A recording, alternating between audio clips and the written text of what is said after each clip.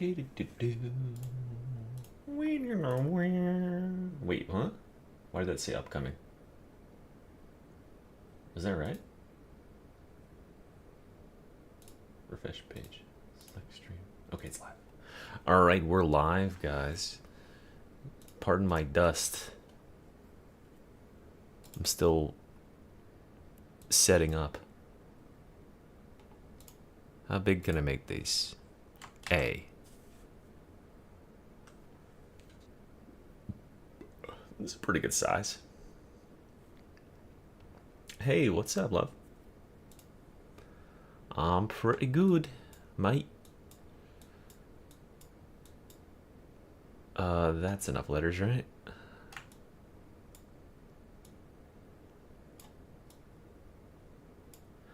Ah. Ah.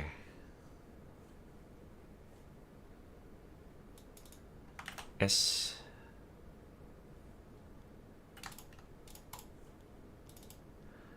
B. Wait. That's C. This D. This B. Ah. Should I make them this font, or should I make them back to the blocky type font that I had, like, in years yonder? What the fuck was that noise? That was scary as shit. I heard like a boop or a beep.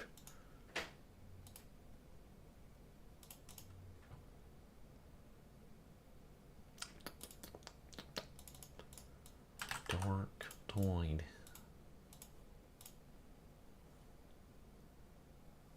It's like that? Yeah, okay. Hold on, we gotta color them up. This one gotta be... We're gonna do it like,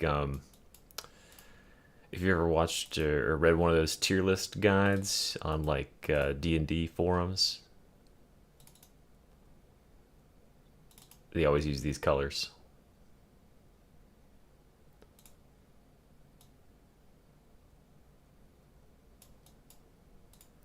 It's green. B is yellow. Yellow. C is orange.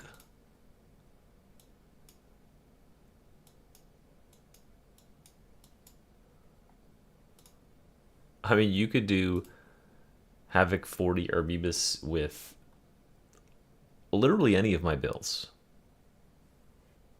Like, I'm no joke. I'm not joking. I'm not trying to like say that, oh yeah, if you just get good or whatever. It's just that, like, it's really good. All of those builds could easily clear 40.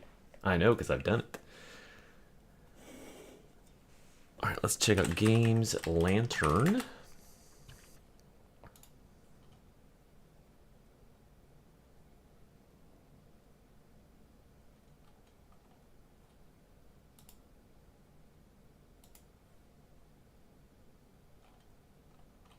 Okay. Classes. Arbibus. Why does this look like this? Oh, it's dark mode.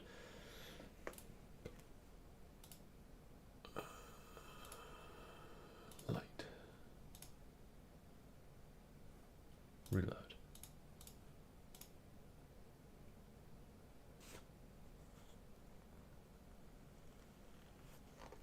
Well, I haven't selected anything yet. I'm doing this. I'm literally doing this live. This is the first time that I've like compiled my thoughts on it. Prioritizes tankiness. Okay, give me 2 seconds. Hold on.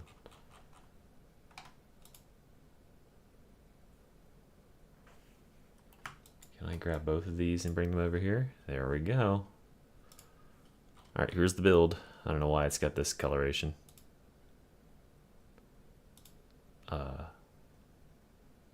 Midnight? No. Off? Reload? Why is it? There we go. Okay, now it looks more normal. Hey, cuh. What up, cuh? What up, cuh?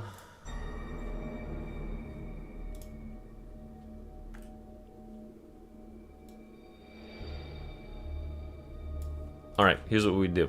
You're gonna use this Arbites Shock Maul. Okay, you're gonna do... you can do Relentless Strikes. You're gonna do the High Voltage. Okay, you're gonna do the Bolter, I guess. Or you could use the Shotgun. The Shotgun's fine. Here, use, Here, you can have this fucking thing. Use the Sniper one. Doesn't matter. Okay, going down. We would do... Triple Tough. Okay, then we would do combat ability regen on all three. We could do DR to gunners, DR to gunners, DR to bombers, DR to bombers, and then revive speed, revive speed. Okay, I think this would be like the optimal saving people thing. Okay, for the tree down here. Boom, boom, boom, boom, boom. Boom, boom. Boom, boom, boom, boom. Nothing, or here. Then it's up to you. If you do you want to do charge, or do you want to do castigators? I mean, the full tankiness is castigators, but charge will still like win the game easily. I would say charge is probably the one you want to learn more. Okay, we're gonna go here and we're gonna work on coming down a little later. Tanky, tanky, tanky, tanky, tanky. Okay, there we go. You could even take this, but we'll leave that off for a second. There we go. Maybe we got 1 point left. Oh fuck, we're short point. Hold on.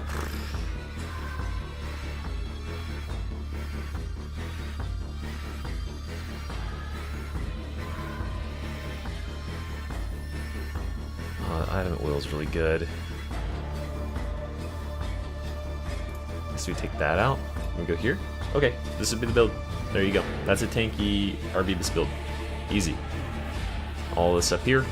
Coming out this way. Grab those grenades. You're going dogless. Grab the charge. No cooldown needed. It's fine with the short charge or the regeneration. Then we grab forceful with true grit.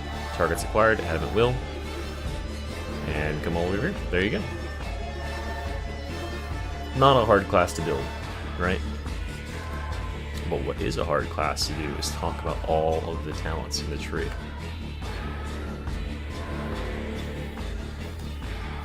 Alright, let's get it set up so we can flip back and forth pretty easily.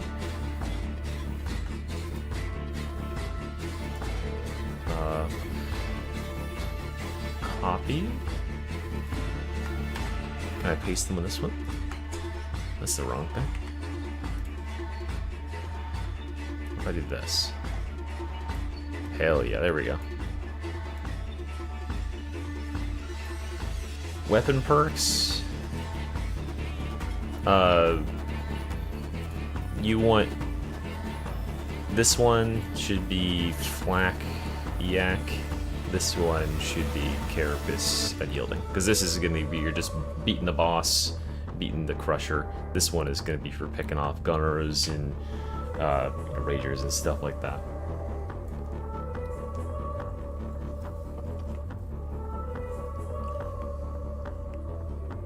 I think that's pretty solid.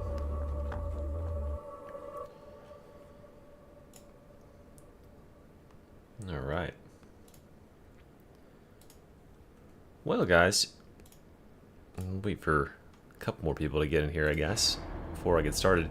I'm going to be recording this as well as doing it live, as they say. And I know my screen's black. Hold on. Oops. Whoops. So, you know, I'll be editing it down a little bit in order to publish it. So if you don't catch the whole thing, that's okay. But we're going to do it live, and we're going to see how it goes. I might stumble over some stuff, I might yawn, but we'll edit all that out. Let me make certain I have space on my hard drive to capture all this shit. Bollocks. Bollocks. Get rid of that. Imagine this will probably take me like a couple hours to talk through all this.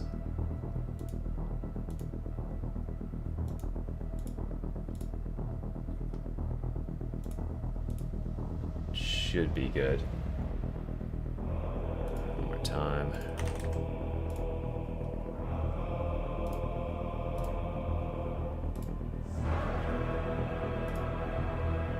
Favorite Arbites name I've seen so far? I don't know.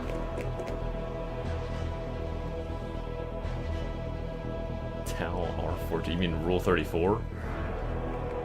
No, I don't have any Point Blank Barrage build videos since the new Ogre and Rework came out because I think that that ability is very underwhelming. So, yeah, I didn't want to really mislead anyone to doing that when it's not really a good way to play the class. Rule 14. Alright, guys. Well, hello everyone, it's Mr. E here, and today we're going to be taking a look at the Arbites talent tree. Now, actually, let me make certain that my Firefox is in a different channel so I can separate it out. Yeah, this should be good. We'll just run this the whole time. I'll make certain that it's low enough that it's not interfering. I know, right? Oh, I saw you comment on the video. I like to grab people as they finish watching the video. They have to file in here too. That was just a little low effort video, so nothing too crazy. How's the music volume compared to my voice? Well, it's just stopped, but fuck.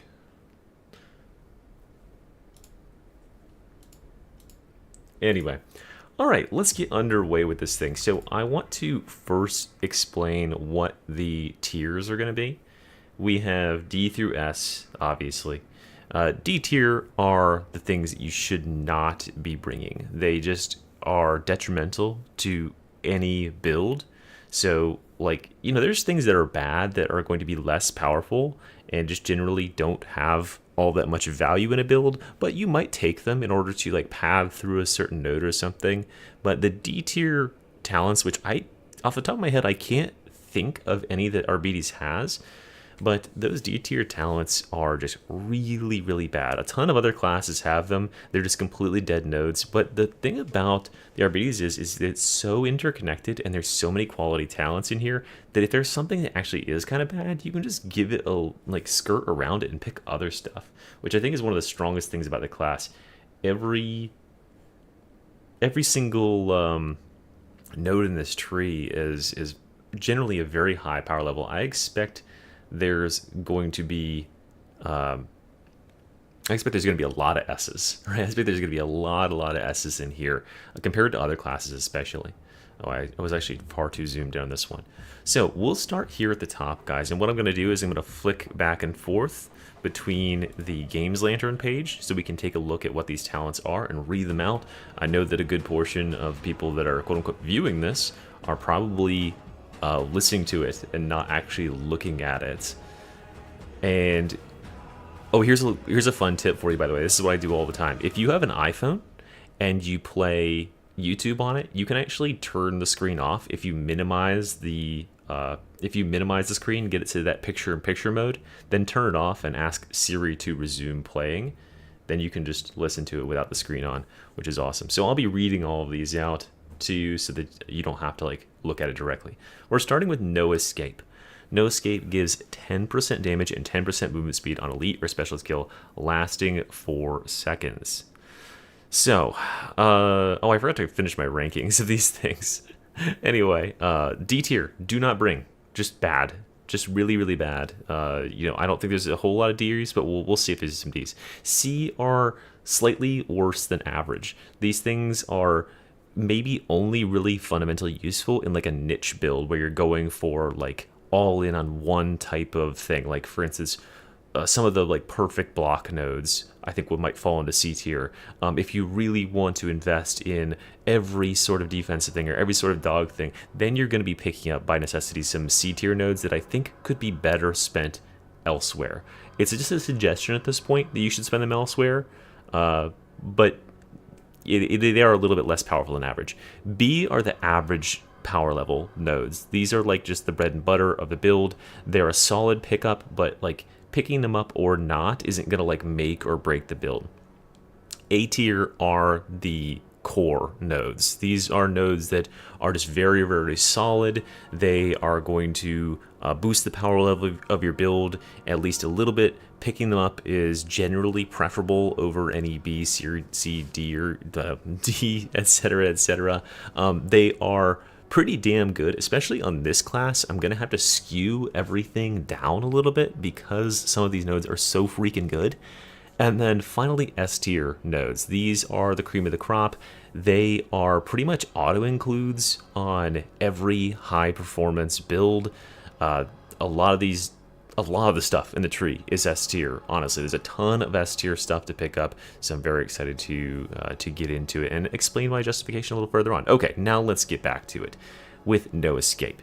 No Escape is 10% damage and 10% movement speed on elite or specialist kill, lasting 4 seconds. Now, the operative thing here isn't the damage.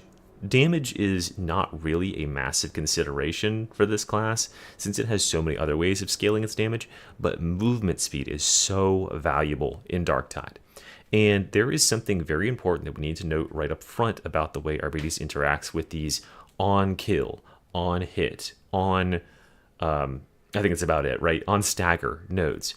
The dog can also do this for you. So if the dog claims an elite or specialist kill, you get this buff, which is very, very big, especially when you're going into the bottom left Keystone execution order, as we'll talk about in a minute. Very, very powerful Keystone, and it can allow the dog to pick up kills fast enough that you have this buff fairly constantly.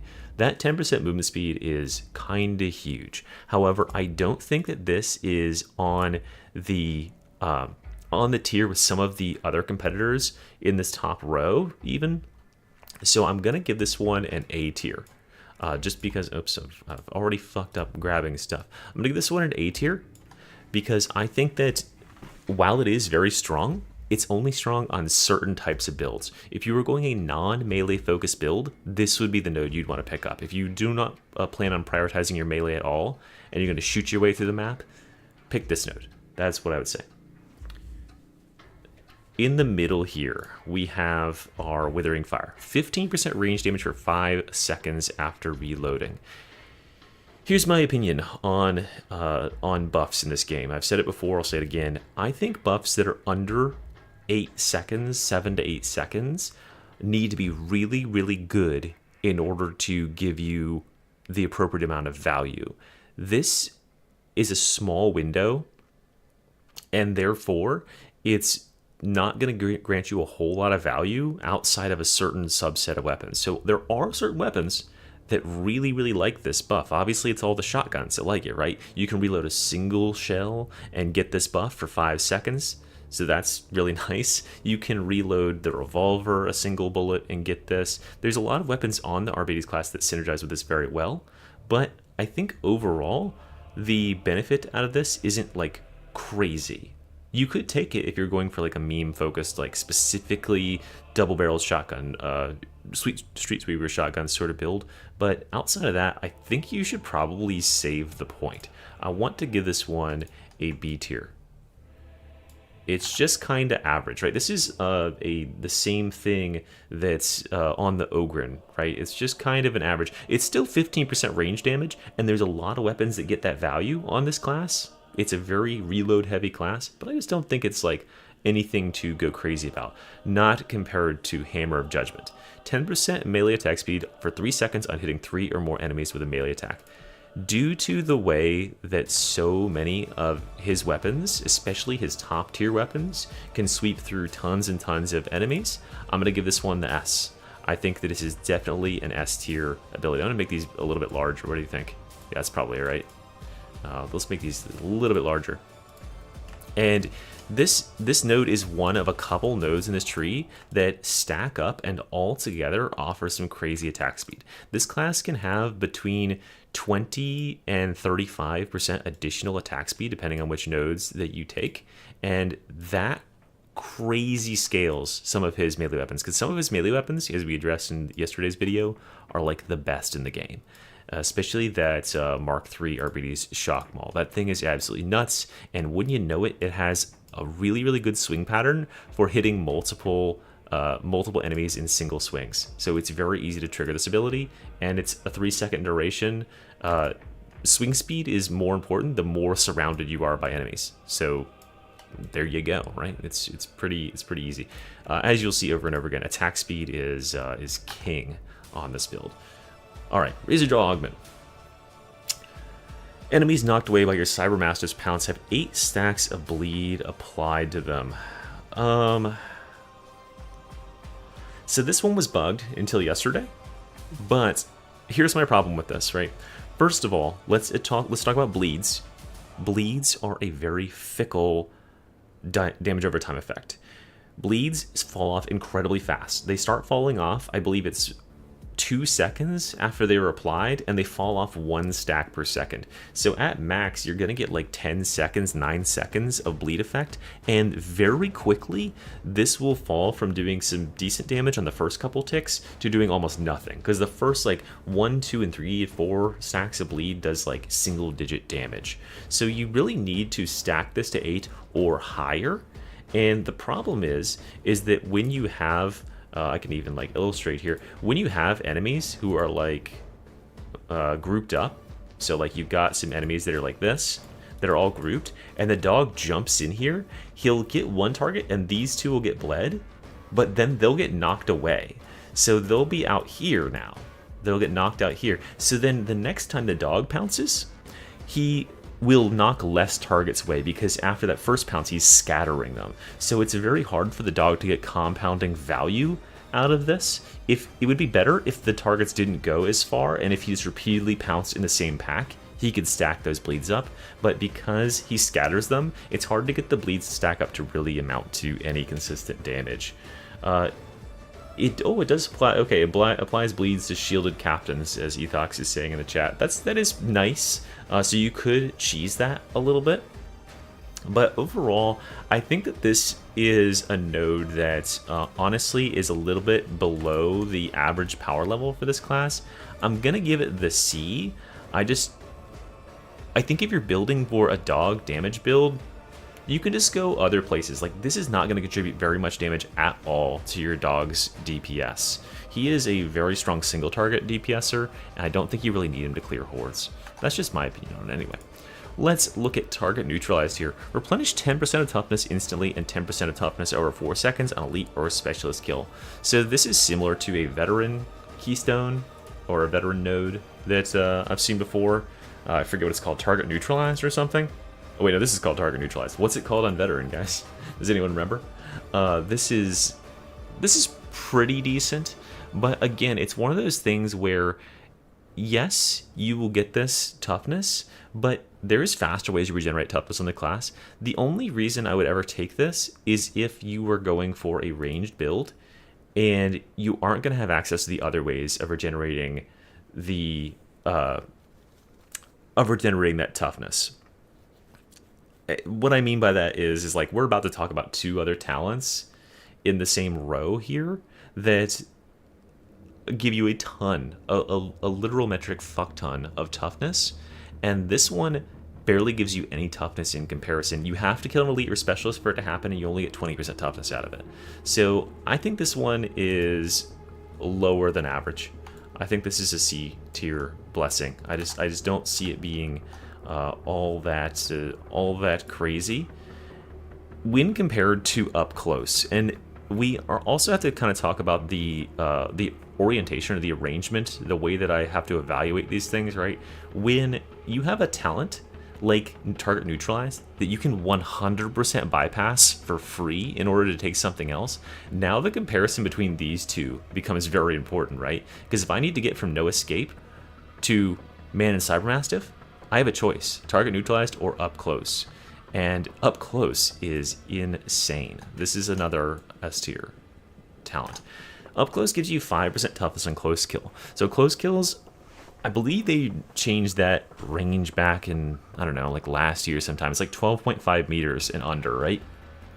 What this means is that ranged kills at close range do this for you, which is nice because it's shotguns, synergy, obviously. But also, all of your melee kills are going to count for this. So when you have melee kills normally with any class in the game, you get 5% of your toughness back per melee kill. And this scales that. This doubles the toughness that you get back on your melee kills and adds the effect to range kills as well. So this is pretty much almost the exact same thing as a absolute S tier node on the veteran talent tree. Blood something. It's in the top right corner of the tree that gives you 5% additional toughness on kill. This is just on close kill, and since so much of this class is melee focused, that's really big. Especially if you do like this also counts grenades. This also counts remote detonation explosions. If you're within 12.5 meters of these targets that are dying, you get 5% of your toughness per kill, which is insane. So that's definitely S tier. And what else is also definitely S tier is Force of Will, replenishing 10% toughness on staggering melee attack. This is one of the best nodes in the whole tree. You should be using this on every single build. I'm convinced. I think that you should be using these two nodes on every single build if you're building it all for anything like meta or you care about winning. 10% toughness on a staggering attack. That means every single time you swing the weapon, if you can aim at heads or you're using a weapon that has any sort of stagger value to it at all, you are getting at least 10% toughness back. But let's look at the optimal or like the high roller scenario, which is very common. If you're using a sweeping attack and you hit, let's say, 3 poxwalkers and all 3 of them die, you are going to get 10% toughness from that attack staggering one of those enemies. You're also going to get 15% for the close kills and 15% for the kills. So you'll regain 40% of your toughness in one weapon swing if you kill 3 poxwalkers with a weapon swing, which is nuts. And this is one of the craziest single attack regenerations in the game. If you think about Ogren by comparison, who has absurd toughness regeneration as well, he regenerates 5% with every connecting melee attack, which does allow him to sustain against bosses better. Versus like captains and stuff, he can regenerate even when he's not staggering them. But since we can quote unquote stagger enemies when we hit them in the head, we can regenerate against bosses and stuff too. So yeah, this is a huge burst regeneration to your toughness on every single attack, and it's why the number one thing that you should be doing on Arbites if you are getting like taken out is just get in there and get meleeing. The more you stagger enemies, and this is what makes this class so stupid strong, staggered enemies take more damage, they deal less damage because they're not attacking you, and you are regenerating your toughness like crazy every time you're doing it. So yeah, absolute S tier, God tier perk, one of the best on the class, maybe only rivaled by one other that we'll get to in a second. All right, Retaliatory Force over here though. Gain 15% reduced block cost on perfect block, gain 15% damage and 10% attack speed for 8 seconds. So this is honestly pretty good. Block cost isn't bad, right? Reduced block cost is something you pick up on a curio. And this gives a huge steroid. And look at that duration too, 8 seconds. That's a juicy number there, right? You can do this reasonably once every 8 seconds. You don't have to be the best in the world at timing stuff.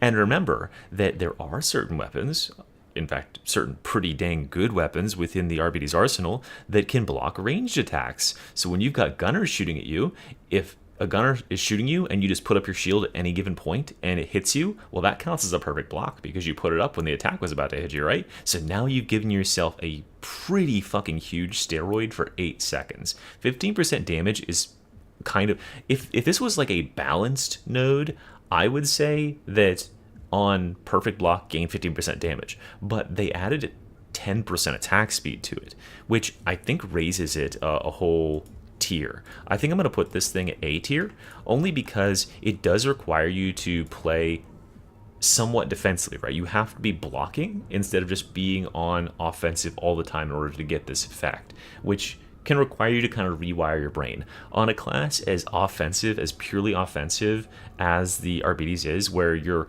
instinct is just to go, go, go, stagger the fuck out of the enemy, beat them to death while they're on the ground, pausing for a second and letting them, like intentionally maybe even letting them swing at you so that you can get this buff is a little bit of like brain rewiring that you might have to do in order to get this effect. That's the only reason I'm dropping it from S to A. If it was any other like on trigger effect, like if it was just blocking an attack, blocking any attack rather than perfect block, S tier probably. But it's just not quite there because of that that skill requirement. Shield plates on block replenish 15% toughness over 3 seconds. On perfect block, instantly replenish 10% toughness, 1 second cooldown. Geez. I just don't think this is... Again, we're talking about blocking here a second ago. I just don't think that... Because, like, think about this, right? When you're blocking an attack, you are not taking damage. Like, right? So you're not oftentimes going to be missing toughness when you're blocking. Hopefully that's the idea. Like, I would think I would block to prevent damage, not block once I have taken damage. When you have taken damage, your instinct should be to use your ultimate, aggress on those guys. Because remember, this is how we're generating toughness on this class, is killing enemies at close range and staggering them. So we should be just beating these enemies to death, not standing around and blocking them trying to get our toughness back. Now, this could be really nice if you're in like a real pinch and you've got like 15 snipers pinning you down and you just got your toughness broken, sure. But I think being in that situation, right, is a lot more rare than the other ways to regenerate toughness. And so I'm going to give this just kind of a B tier. I think it's mid. I think it's going to be okay if you're going for like a block focus build and you want to kind of just do like a block tank meme thing, but it is nothing compared to Walk It Off, which is insane.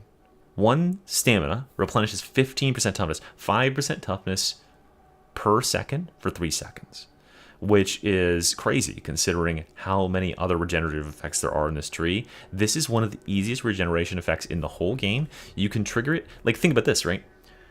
When you panic, when you get hurt and you take damage, what are your reactions, right? If you take damage to ranged, your immediate reaction should be sprint and slide. What does that take? Stamina.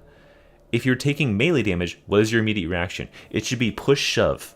It should be push and push stab and like get enemies away from you and start hitting them. And that also consumes stamina. So both of your instinct gut reactions that you already have to when you take damage are going to now trigger this effect that regenerates your toughness, which is exactly what I was talking about before, where this node right here and this node up here, they require you to rewire your brain and do something you wouldn't normally do in order to get a benefit. This just gives you benefits for fucking existing, just for running around and pushing and doing stuff that you always normally do. So this is absolute S tier, crazy regenerative node. Only rivaled in terms of regenerative effect by Man and Cybermastiff, which gives you 5% toughness per second while within 8 meters of your Cybermastiff. This is an amazing node as well. I don't think it's quite in that S tier ranking, only because the dog literally has a mind of its own, right? It just goes off and fucks off sometimes. You can get this to play closer to you if you take the no keystone down here, as we'll get to. If you take none of these keystones, the dog won't prioritize going and seeking out enemies nearly as much. So he'll hang out close to you a lot more of the time, so you'll have more of this regenerative effect. And this is a very, very strong regenerative effect. As I've said in my videos before, I think regenerative effects like these are some of the strongest defenses in the game, because like other defensive nodes like like this or this even, when you take damage, you have to then do something such as get a close kill or get a stagger in order to recuperate that toughness. This, and that takes a second, right? Even if an enemy hits you, it's going to take you probably a quarter of a second to retaliate and get that toughness back. With this, within the first frame after you take that damage, you have started to regenerate part of that damage taken. And therefore, it's lowering the window in which you can take health damage, because as soon as your toughness is maxed, you can't take health damage from melee attacks. And these smooth regeneration effects also creep into gold toughness. So things like Walk It Off and Man and Cyber Mastiff, when paired with gold toughness generators, are just stupid. Anyone who's played Ogren with the taunt with regeneration, well, the taunt just has regeneration now, right? Anyone who's played Ogren with the taunt and had gold on their team knows you were just invincible while it's going on. Because as soon as you get chipped into blue, it regenerates and puts you back into gold. And as long as you're in gold, nothing except for one-shot attacks can break your toughness. It will only take you down to the top of blue. So this is a very, very good node. But because it is a little bit finicky, and because it relies on the positioning of the dog, I have to give it A, but it is still really, really good. If you want to go for a more defensive build, taking all these, and this one over here, doesn't hurt, right? It's only 1 extra point. It's not that bad. Okay, now we are on to the Blitz abilities. These are all roughly equal, right? I think the best one, if I had to give you my money, is this one right here.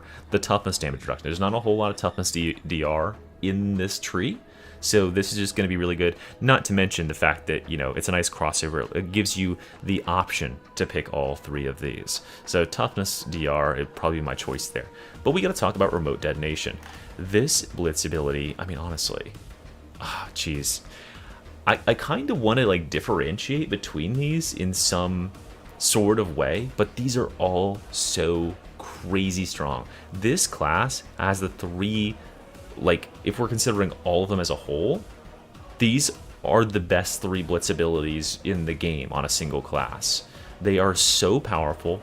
They all offer something very, very important, and they have a good amount of uses. And they have ways of regenerating them. Yeah, this is a really, really powerful set of Blitz abilities that this class has access to. I want to give...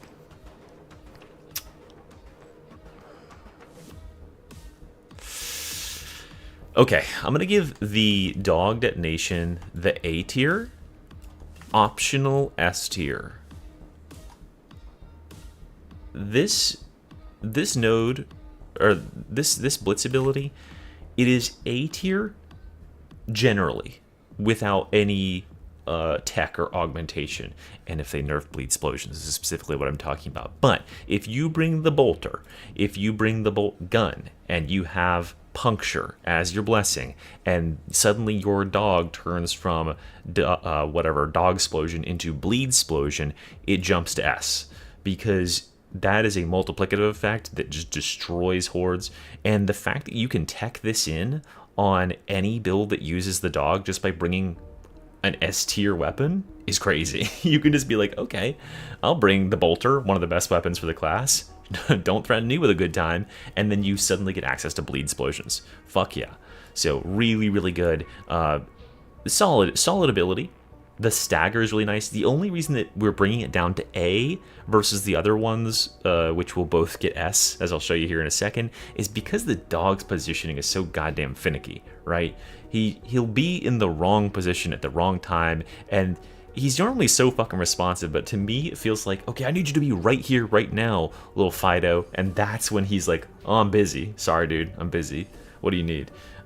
That's when it kind of annoys me, the repositioning needed. But let's go on and talk about the Shock Mine. Appropriate S for Shock Mine here.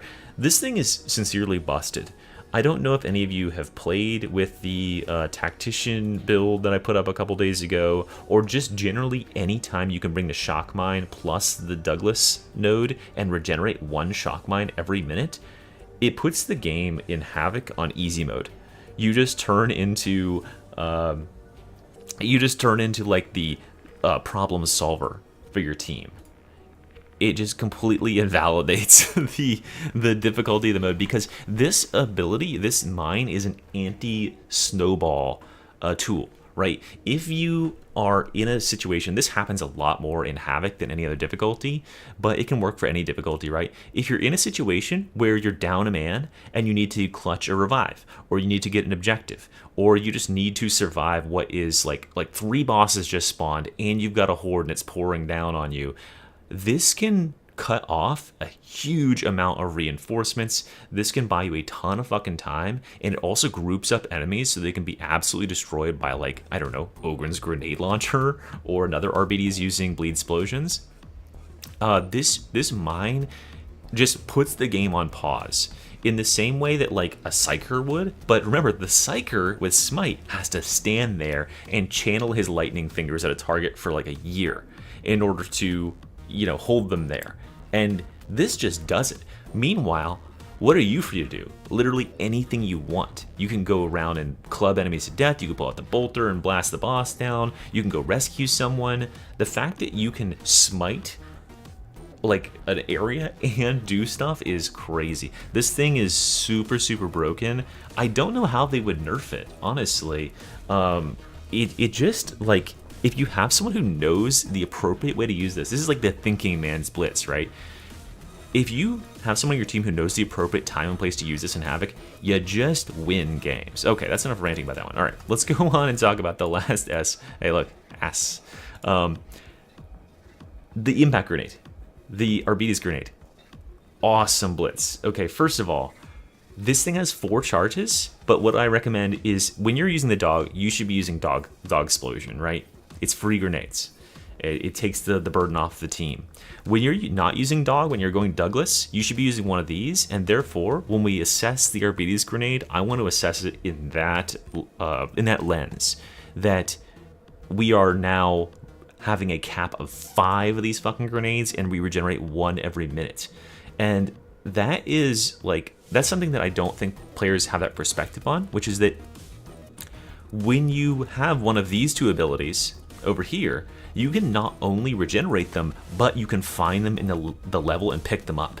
So what skilled players will do is they'll just open up first encounter in the game by throwing all 5 of these grenades.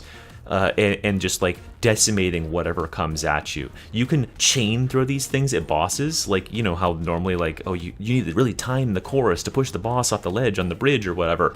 You have 5 of these fucking grenades. Just throw them in his face over and over and over again and shove him off the ledge. Like, these things have so much impact. You have so many of them. You regenerate them for free even if you don't find a pack. And if you do find a pack, like, sometimes I feel like there's so many grenades this season in Havoc. No one uses grenades anymore, right? Psychers don't use grenades. We've got the Zealots that don't use grenades.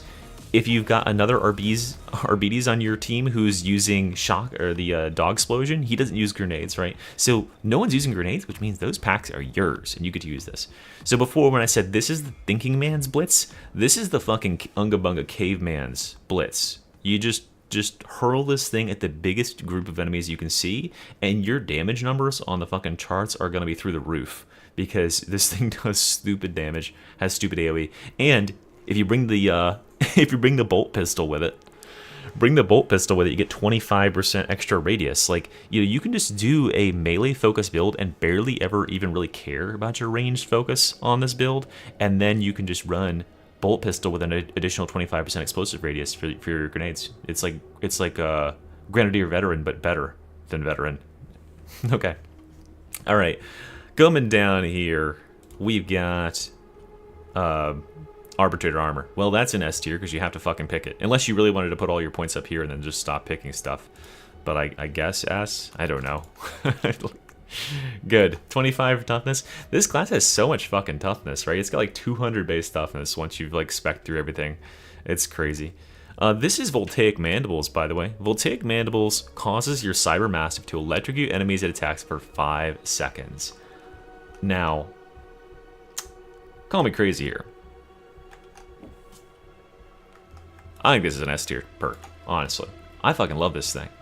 So this thing has so much synergy with what you want to be doing on Arbites and what the dog does, what that dog doing, and other buffs in the tree. If you don't know how this thing works, right, You know how when you hit enemies with the Arbites shock maul, and then you hit them again with the special, they stand there and they go, and they can't do anything for that entire time, and they're taking damage? That is what this does, and all the dog has to do is hit a target once. So if you got a bulwark that you're coming up on, and you're like, oh, I don't want to fucking deal with this guy, put the dog on him. He stuns him for you, and now the bulwark can't defend. And it also doubles the dog's DPS, even without the bottom keystone, and it paralyzes whatever that target was until they die. Because it lasts long enough that the dog can get the reset, that he can run around and get set up for another pounce and do it again. If you got a charger, you know those fucking times where like you're trying to get the res on your dumbass allies who are all down, and you've got this one bastard charger that just keeps going back and forth and grabbing you every time you're about to do it, like you're trying to pick up someone from the ledge, and it's just gonna continue trying to annoy you. You set the dog on him, he bounces off of him, and he stuns him for 5 full seconds with this, and then he'll reset and do it again before they get to attack. Works on every enemy in the game, except for bosses, gets a hard stun by this till they die. Crushers, bulwarks, reapers, all that. So crazy single, and it's a single dip, right? It's a single point perk, so crazy single point perk. Always take this if you have the dog. I don't think there's really any other argument about that. Ammo belt, 25% ammo capacity, you know, just 25% ammo capacity, right? I think this is just A, right? This class likes ammo. It is a very good ammo user. It has the bolter, it has all these shotguns. It makes very good use out of the ammo that it has, so giving it more ammo, pretty quality. That's an easy one. Okay, let's move on. Concussive. Oh my god. Our first D tier, guys. Holy shit, this thing fucking sucks. Oh my god, this guy stinks. Wait, what the fuck? Oh no, I wrote all over this. God damn it. I was trying to do it for a meme, guys. My bad. It's a fucking S tier perk. You know what it is. Hold on, we gotta delete this layer. I fucked up. Delete, there we go. Okay, we'll make another C tier layer. Bring this down. Retitle it to D. Make it red. Okay, yeah, this is not a D tier perk. It's an S tier. This is beyond S tier. Let's give it 2. Let's give it 2 S's. Let's give it 3 because SS sounds bad. There we go. This is crazy. This is a broken node on this class, right? This eclipses how broken this node is up here. This node single-handedly, it unlocks so much potential for synergy with this class, and a class that ostensibly has low boss damage as its like foil to sort of the design of it, right? It can stagger every other enemy in the game, and it has lowish boss damage. But this means that you enable your allies to do crazy things, because the one fundamental weakness of like Ogren, I don't know if you guys have played Havoc since, with an Ogren and this class together, bosses fall to fucking pieces with this, because if you can get a single hit on their head, and the Ogren has Skull Crusher on their club, their Mark III Bully Club, which they're all fucking running because it's the best weapon, the boss just dies. It's nuts. And it applies on, like, you know, the twins. Once you break their shield, they just die. And of course, we've got this aura here to talk about in a second. This is a crazy powerful perk. This, when I first took the first glance at the tree back on the 11th, I immediately pegged LOL as crazy powerful.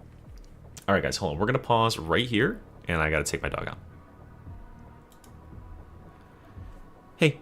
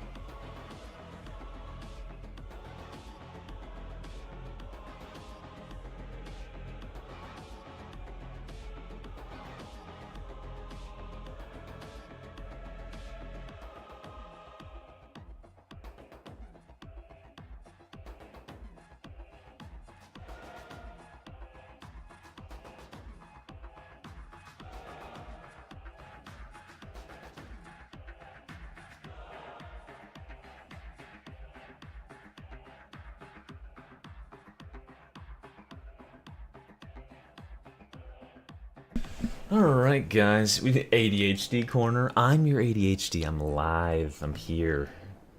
It's real flesh and blood. Alright, hold on. We gotta go to the YouTube studio. Oh my god. Fucking dog losing his goddamn mind.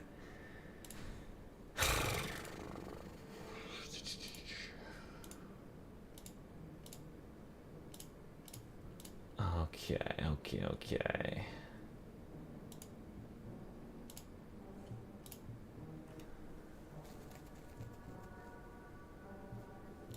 Let me start my recording back up here.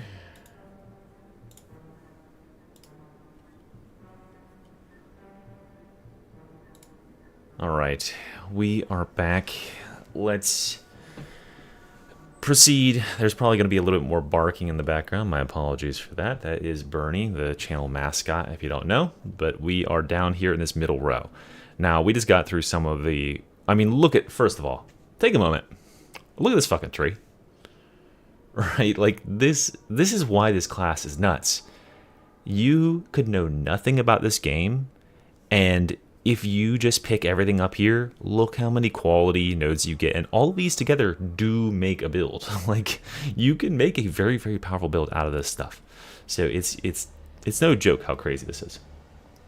And this tree is complete ass. Canine Morale. Killing pounced targets grants allies in coherency 20% toughness damage reduction and 10% toughness over 5 seconds. This is another S tier node. This node is awesome. So remember that killing pounced targets applies to the dog as well. So when you are going this way, right, you have the dog by necessity. You cannot choose this if you are Douglas. So this means you have the dog. So we have to assume the dog can kill one target every 5 seconds, and therefore you and everyone in your coherency gets 20% toughness damage reduction. Think about the best aura on the Zealot. Benediction.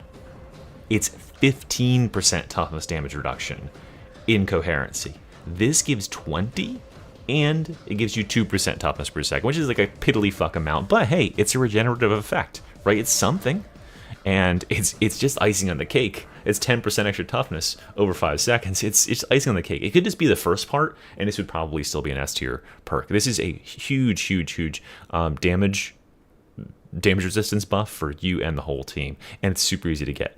And this is also super easy to get, and it's another massive DR buff.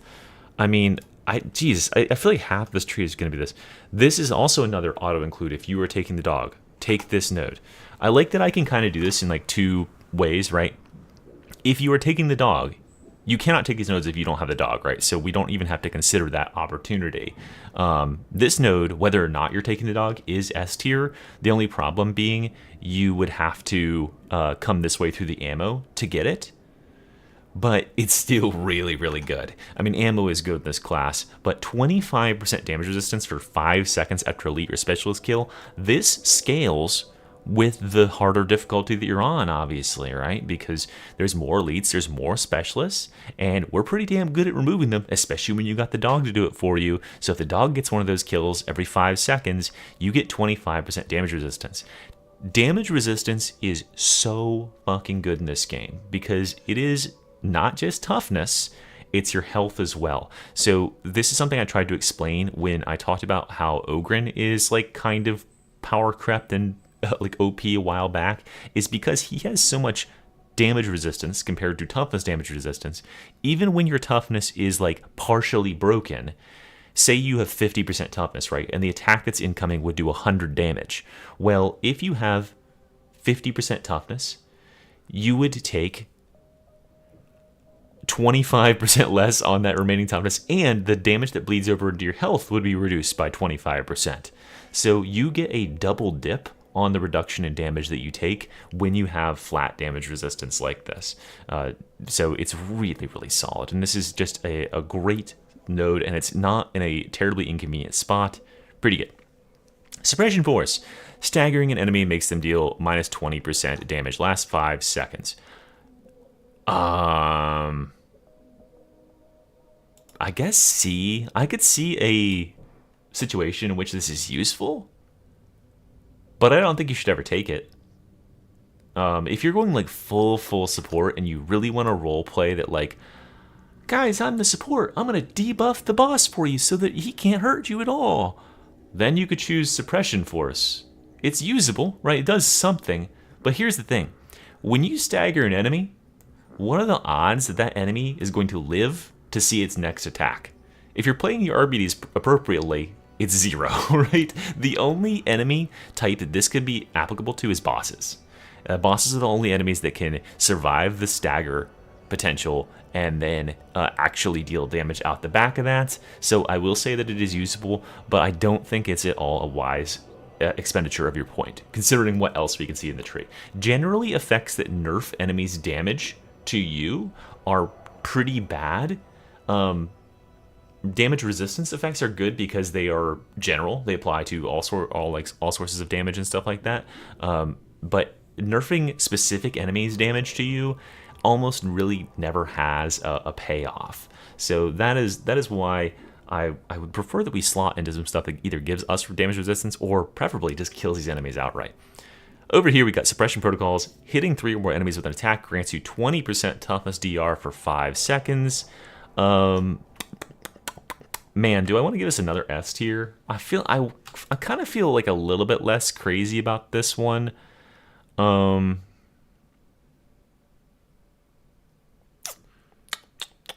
No, I think the only reason I'm not giving it an S is because my brain is saying this is too many S's. So I'm going to give it another S. I'm just going to give it another S. Right, like 20% TDR, especially on this class. Like, fucking psychers out here, man. They have like 15% toughness damage reduction in their whole goddamn tree. And they have to, like, be about to explode from peril in order to have that much TDR. This class can get 20% TDR here. Like, right, you can feasibly have all of these very easily.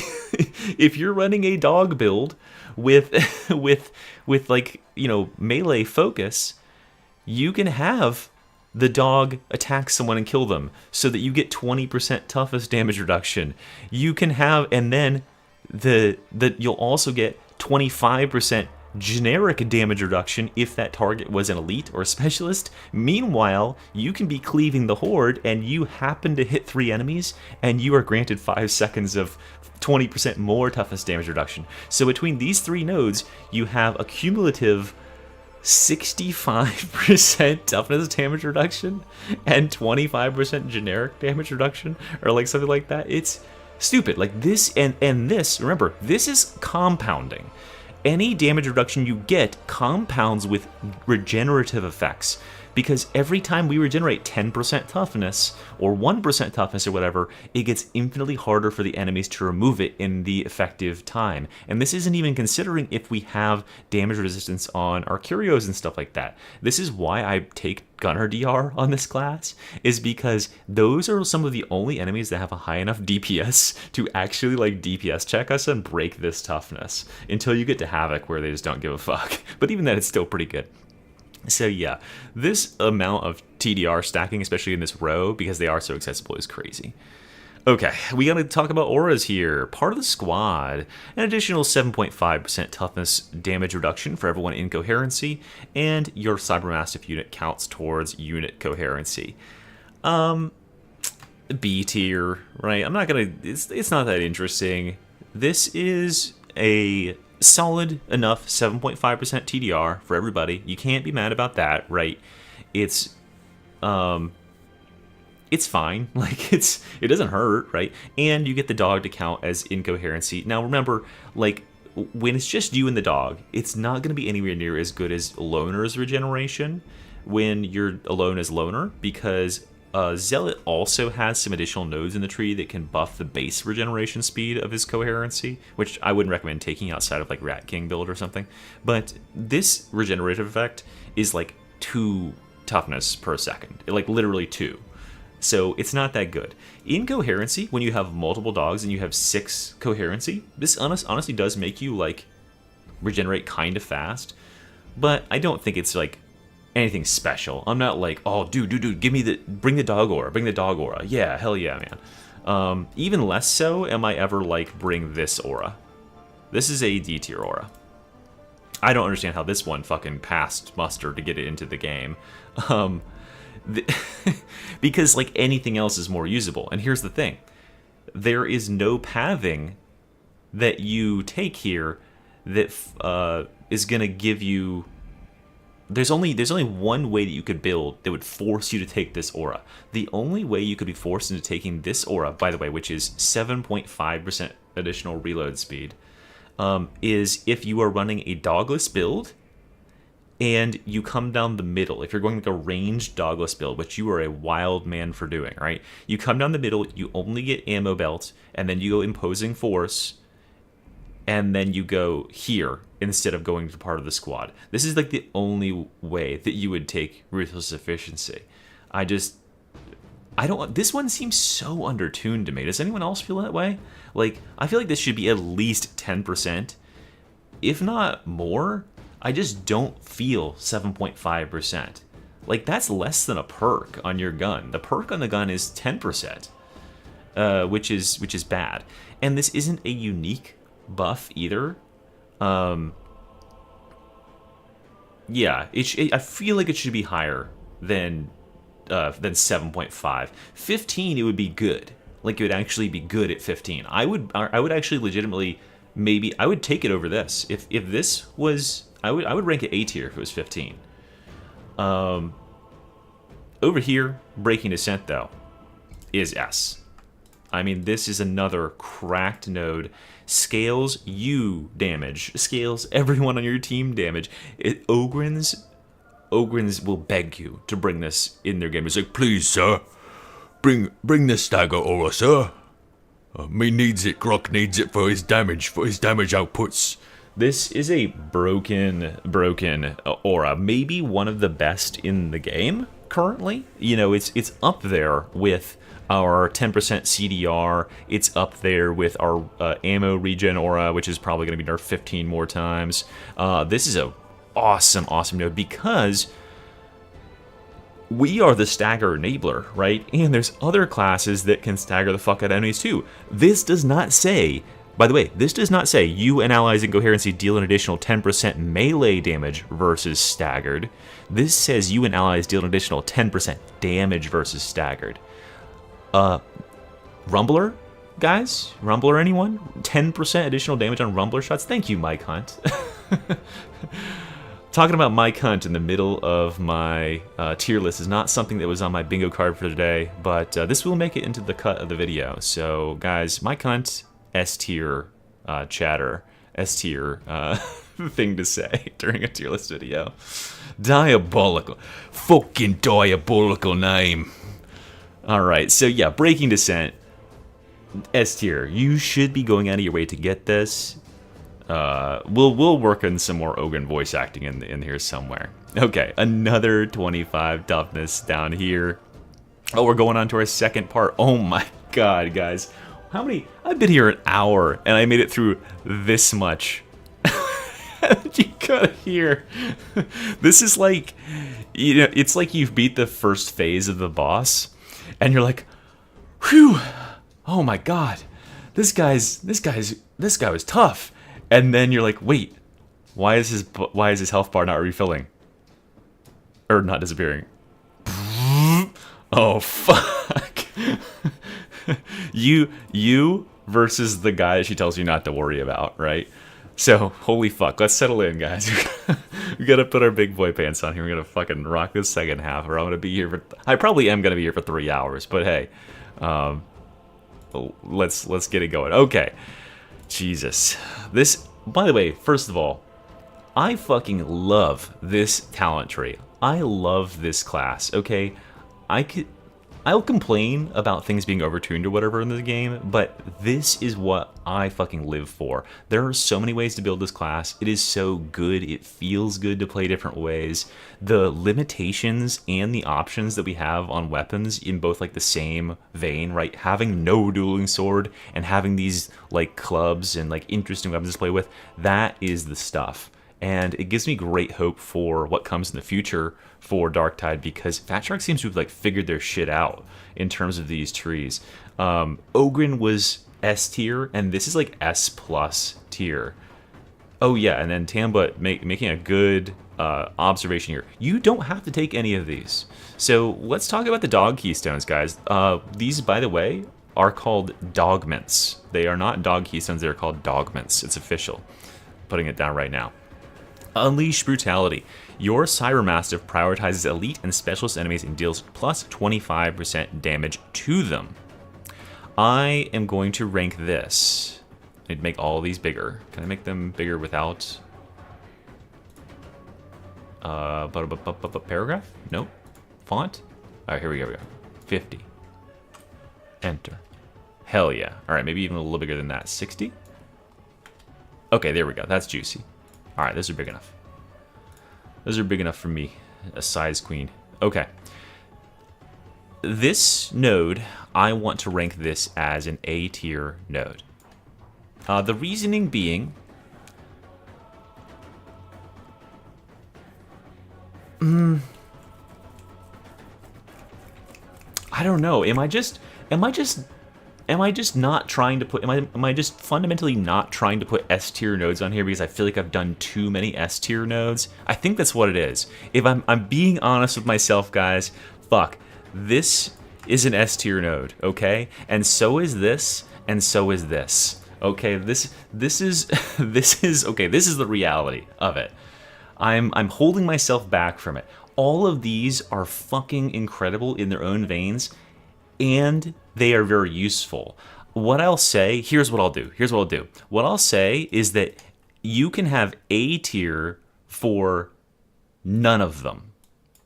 Yeah, there we go. For none of them, that is A tier. If you choose none of them, it's still a good option to save the point and to keep the dog's AI passive, to keep it near you, and then direct it only to the targets you need it to go on. It will still do things, but it won't be like going out of its way to attack these targets. But it isn't as strong as these other ones. Now, I'm seeing Smart Rock in the chat saying he's surprised to see this is also S. We'll get to that, but let's talk about this one first. This node, what's it called? Unleash Brutality has amazing synergy with the class as a whole. I can't control F here, but there is. Let's see, how many nodes do you guys think there are that are procced when you kill or damage an elite or specialist enemy? I think it's like 4. We've got 1, 2, 3. Oh shit, it's more than 4.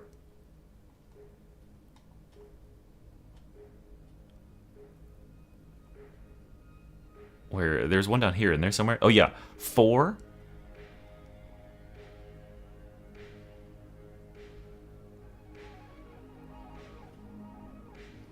Okay, 4, and then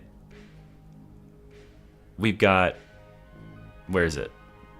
Okay, no, these are okay. Oh, well, okay. This whole keystone kind of technically counts as a bunch more because remember, this keystone only marks elites and specialists. So the synergy between Unleash Brutality and Execution Order, which is the best dog keystone, is insane because the dog is going to be prioritizing these targets that are marked in blue and giving you these buffs. So it's like 4 plus another 3 or 4 in there. So this is a great way to get the dog to contribute and give you a bunch of buffs because he's going to be targeting down the targets that you get a ton of buffs from killing. So that is S tier for certain. A great way to make the dog be useful. He will automatically go after bulwarks and ragers and stuff that are threatening you. Once you get more skill, right? Once you get more skill at playing as the Arbites, especially if you get the unfortunately named dog whistle mod, you can use it to very quickly tag the targets you want him to go on instead of like having his automatic AI do it. And at that point, if you get really good at micromanaging your dog, then you don't need this because you can just tell him which elites to go and target if you're really like on it. And it only gives you a little bit extra damage. Then you can save the point. But until that point, you know, it's pretty good. Lone Wolf. Lone Wolf is another triple S, I think, honestly. I'm going to give this the triple S because, again, the SS is problematic. This triple S Lone Wolf here, this as Candones, a another content creator for the game, says is a 5-in-1 talent. You get 5 talents for this, right? You get 15% TDR. You get 10% attack speed, which is insane. You get 10% damage. You get an additional charge on your Blitz ability, and you replenish a charge of your Blitz every 60 seconds. So, you know how people say that this class is like eating veterans' lunch? This class, this node right here is like half of the veteran's fucking talent tree. It's so funny. Like 15% toughness damage reduction is like a single talent node on one of veterans' things. There is a literal 10% attack speed node. 10% damage is like twice a minor node. I don't think there's any ones that are specifically 10% damage, but hey, we'll take it. And then there are specific talents that are +1 increased charge on your Blitz ability that's in a terrible position on veteran. And what's it called at this point? Fuck, I can't even remember any veteran talents anymore because that class is so washed. The one that gives you a grenade every 60 seconds. Tactical, like resupply or whatever it is. Yeah, the one that's right above shout that everyone takes. So like this is like 5 talents in one, and all you do to get it is lose the dog. Now the dog is really good, but specifically on here, there's 3 things that are crazy. Demo stockpile, that's right. Demolition stockpile and demolition team is the one for 5% regeneration. So this makes your melee builds go fucking crazy as hell because of that attack speed. The attack speed is the operative thing here for the offensive, for the personal stats. Because we already have 10% attack speed from up at the top of the tree, and there's more down here. And then the additional charges and the cooldown is nuts.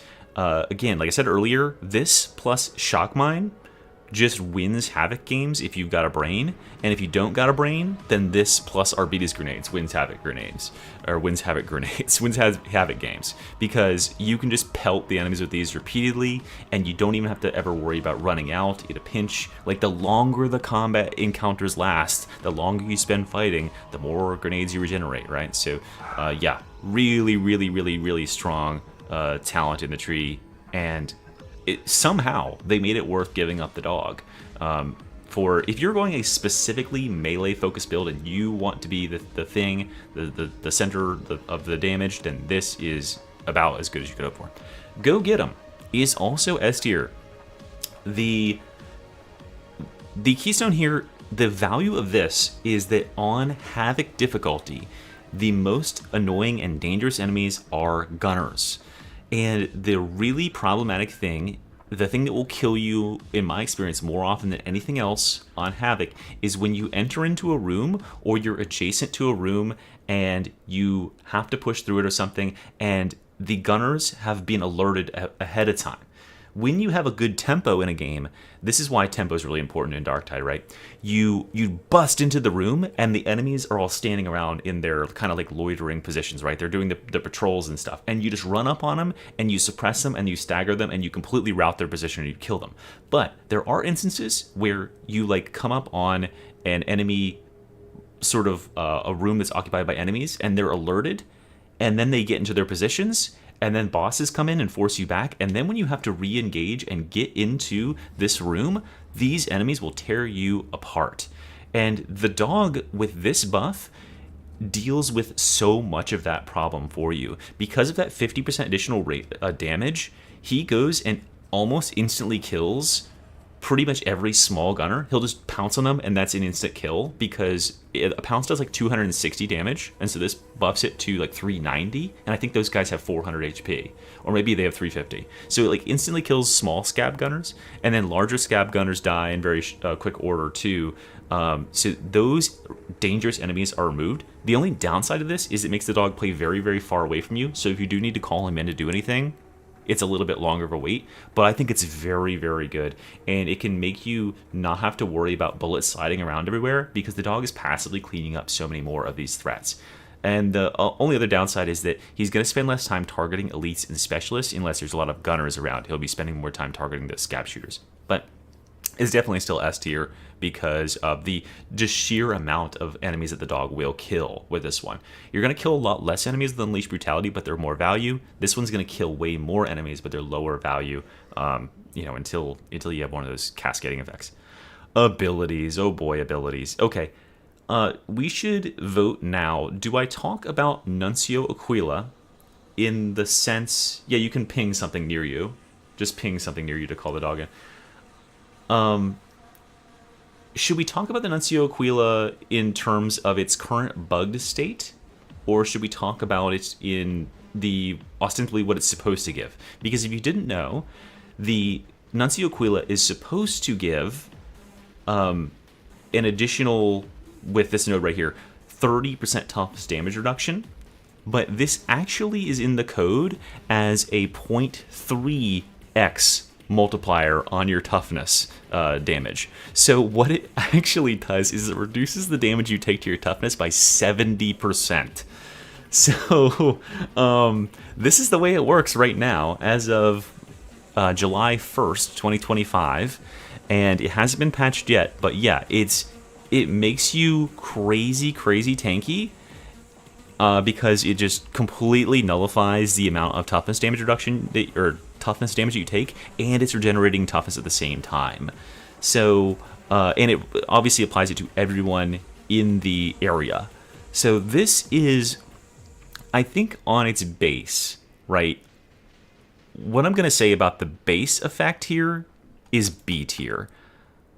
You know, it's a good ability. It's fine. I think it's completely overshadowed by the other two options, personally. I think that the other two options on this class are fucking nutty by comparison. But if we look at just the base effects of this, there's nothing here that I'm crazy about. A radius where you replenish 7.5% toughness per second, that's okay. 30% suppression dealt, that's not really an effect that people generally care about. 30% impact, again, there's so much fucking impact in this game. It's not generally that powerful. Suppression immune, slowdown immune, okay, that's pretty decent. And the reduction in recoil does allow you to spray down on enemies with like bolter and stuff pretty well. And then the enemies taking extra damage. This is like a minor version of Skull Crusher, right? It doesn't make you do more damage. It makes the enemies take more damage. So that's a good effect. So I'll give it a B tier. I think it's solid. My downsides to this ability are I hate the deployment time. I hate the fact that it is stuck where it is. I'll give you my kind of like thoughts on how we should change this ability kind of briefly, but the fact that if you want to play with this, if you are moving forward and pushing into the enemy team and you can hold it down and throw it out, right? But it moves so slowly.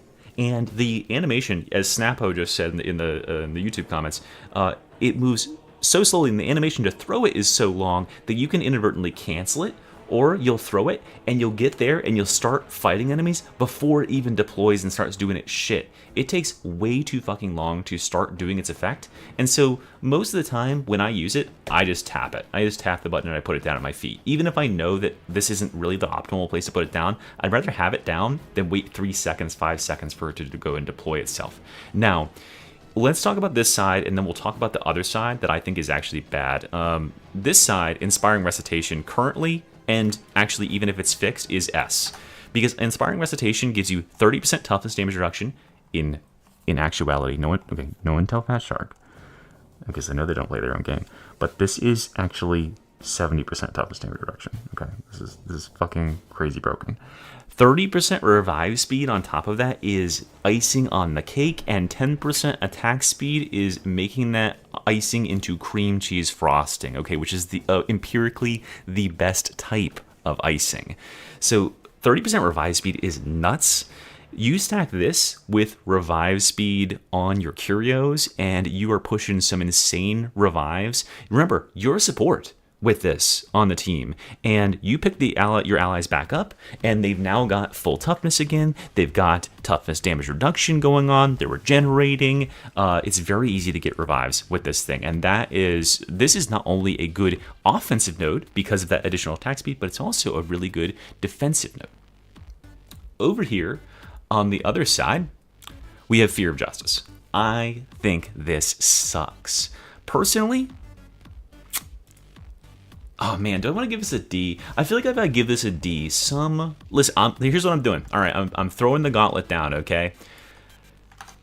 Data miners or whatever the fuck. People that know more about this game than I do. There are people out there, right? They're just not as loud, and so I override them with my boisterousness and my presence in the space. But if you know more about this than I do, and you want to prove me wrong, please prove me wrong in the comments. But here's my experience with Fear of Justice, okay? It makes enemies that are in the zone have an increase in time between their melee attacks. So what this means is not that every melee attack is now slower. The melee attacks come out just as quick. The Crusher, Sideswipe, or Kick, or Overhead will still come out in the exact same speed. So you still have to dodge faster, or at the same speed as before. They're not like moving in slow motion. It's just that the time between them is increased. And additionally, there are combo attacks in this game. A really simple one to point to is the Rager. If the Rager comes at you in a zone, you would be like, oh, he's going to be so easy to deal with. He's going to hit me one time. He's going to pause for twice as long in order to throw that second attack. I don't have to worry about him at all. Joke's on you. The Rager's flurry of blows where he goes left, right, left, right, left, right, that is all counted as one attack. So yes, there will be a bigger cooldown before he does it again, but he can do that flurry of blows, and so can the captain, with a sword captain who does the Omni Slash and murderizes your ass when you're not paying attention. That is still counted as a flurry of blows that is all one attack. So it doesn't affect that much. And their melee attacks deal 25% less damage. So first of all, the reason I don't like these reduce the damage the enemies deal effects is because your job as a player is to dodge enemy damage. You can dodge or block all enemy damage in this game. So reducing the enemy's damage in specific times, I just don't think is that useful. Like, how often are you getting hit by a boss's melee attack that's actually doing any considerable damage? And then, especially if the damage is spaced out by 50% more. And okay, so that's talking about the problems with just the actual active effect that's going on here. The bigger problem is that this has zero effect on enemies that are outside of the radius. And it has zero effect on ranged enemies. So there can be a shotgunner or 10 shotgunners that are standing within the radius of this thing. And when you get gunners and reapers that are just like, my programming tells me I'm supposed to put my gun down and run or something, but I would rather stand 5 feet away from you and just shoot you point blank and murder you to death. That is not foiled by this. That has no effect on this. So there can be a reaper that's standing inside the circle, and he has full damage, and he has full attack speed. So it only has effect on melee stuff.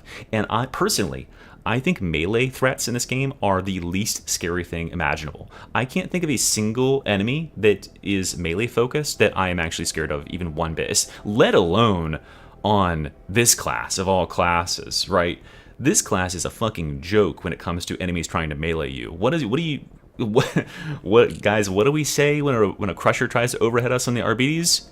We don't say anything. We murder him with literally 2 hits with the Arbites shock maul. Okay, and then we say not today and spit on his corpse. Like, it's just fundamentally melee is not the threat for this class or for really any class. So I think this is worthless. I think that what they should do with this node right here is they should remove this, and they should put in the ability to make the Nuncio move with you. They should reduce, this node right here, should reduce the aura of the Nuncio, maybe by like 25%, the radius, and it should move with you. It should be bound to your head so that you can move and offer that buff wherever you go, which would make a lot of fucking sense that it hovers with you.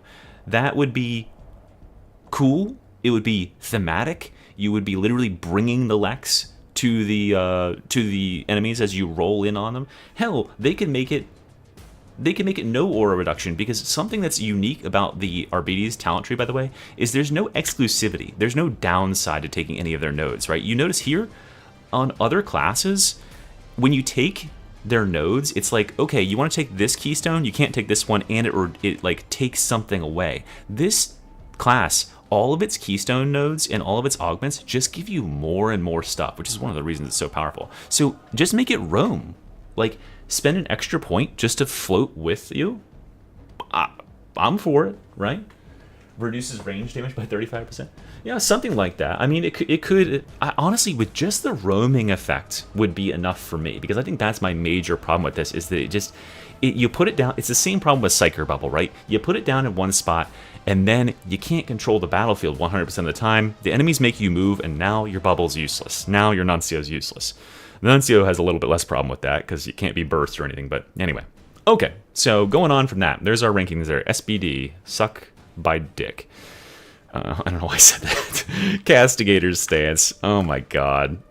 Oh, fucking hell. Dude, Castigator's stance is broken. This is getting nerfed. It's gotta be getting nerfed. Like, what the fuck is this? Okay, Castigator stance, guys. Enter Castigator stance for 10 seconds, during which time you have 15% movement speed, 80% reduced damage taken, 100% reduced movement speed penalty from actions, but you cannot sprint. Base cooldown 45 seconds. Dude, first of all, the noise that plays when you activate this ability alone, fucking S tier, right? Let me know. Everyone agrees with me, right? You activate that thing, and you're like, it might as well be playing like the Giga Chad music. You know, the one that's like doom, doom, like that one where it's showing the Giga Chad like image. I'll like edit it in here and post. That's how you feel when you activate this thing, because it's just got this, and now you start fucking gliding. You're just aura walking, just straight forward. Just don't even give a fuck about anything that's shooting you. 80% TDR is nuts. It's not TDR, it's DR. It's damage reduction. Oh, sorry, no, it's not even damage reduction. Fuck. It's reduced damage taken. So, this is actually a multiplier on top of everything else. So all of your other damage reductions and stuff, and then you cut that damage, you multiply it by 0.2. So your damage taken is fucking nothing. I don't know if you guys have like walked into a room of like Havoc Gunners with this thing. You would think that, like, you know, even the tankiest classes in the world can walk into a room of Gunners on Havoc. Like, have you ever been chorusing as a Zealot and been like, ha, I'm the chorus Zealot. No one can hurt me. I stand strong for the Emperor. And then, like, 3 Gunners just laser focus you and they burn your health down through the chorus, and you're like, never mind. I'm bullet sliding away. This is so much stronger than that. Because you walk out there and you watch your health bar, your toughness bar, and it's like, just struggling to get depleted. This is such a strong toughness damage reduction. And the movement penalties aren't that bad. Oh, by the way, it doesn't say it here, but this replenishes your toughness to full instantly. So basically what you do is you play the game like normal, just being a really, really fucking powerful, unstoppable juggernaut class, and you're keeping your toughness up just fine without this ability, and then something stupid happens. You know, you see a burster that's about to dive into you, activate Castigator's stance. And suddenly you are invincible for 10 fucking seconds. You get the Super Mario star. And when you activate this, I don't know if you guys have noticed, my favorite thing to do with this ability is activate it, and I go and jump on a burster. Especially if there's like more than one, you can go and jump on a burster. They can only deal damage to, like, they'll do like 1 corruption damage to your HP when you have this active. You just jump straight on top of the burster and it'll like shoot you up in the air like crazy. It's very, very fun. You can face tank anything with this, and the movement speed penalty isn't that bad because there's so many movement stacking things on this class. Remember that this class, when it has depleted stamina, only has a 0.5x sprint modifier. So you go from moving at 5.2 to 4.6 because your base movement speed is 4, right? So when you activate this and you get your 15% movement speed, you are moving at 4.6. So you are moving at depleted sprint stamina speed, or depleted stamina sprint speed, just by base movement speed, just walking. And you can still dodge, slide, backslide, side slide. You just can't slide forward, except for you can run forward and slide and then activate it to get extra distance. So absolute crazy nutty S tier. Let's go over here and talk about its the Writ of Execution. During Castigator stance, each elite or specialist kill grants 5% damage lasting 10 seconds, 10 max stacks. I think this is A tier. My only problem with this is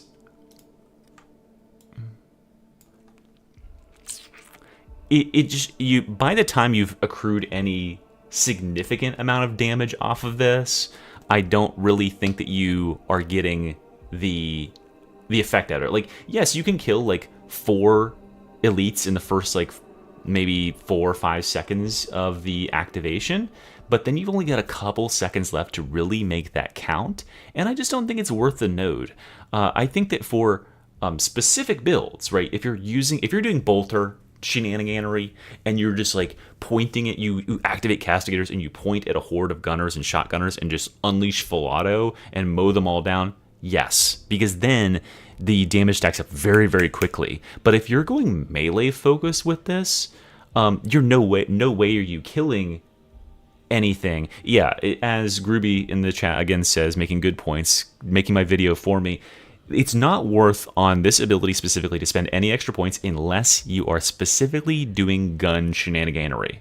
So if you're doing some shotgun stuff, if you're doing some bolter stuff, then take this node and then take the further node out here, which I will say that this is, I don't know if it's S. I don't think it's S. I'll go to A. I think it's an A. But only for range stuff. But what is D tier is this shit right here. Fuck this thing. This is so stupid. I think they ran out of ideas for Bloodlust, personally. Anyone else get that feeling? I think they didn't know what to put here. During Castigator's stance, your Cybermastiff has 75% damage. What? Like, this ability has a 10-second uptime, and it has, at base, a 45-second cooldown?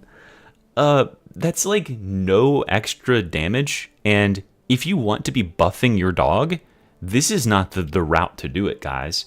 There's a node like right here that does the same thing, but like it gives you way more operative damage. Let's do some like back of the napkin math right now. Let's assume that we have the maximum amount of cooldown reduction, right? That without choosing execution order, of course. Let's assume that we have maximum amount of CDR. So we have a 45-second cooldown. That's reduced by I think 4, or like it's reduced by like 5 or 6 seconds by our curios. So we have 39 seconds. So let's say it's a 25% uptime on Castigator's stance, and therefore we get 25% of this 75% damage increase to the dogger. So that is what? 30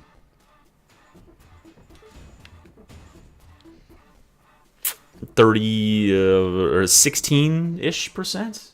Am I mathing? 17%, right? 17.5%, right? Okay, coming over this side. Well, here, let's finish this up real quick.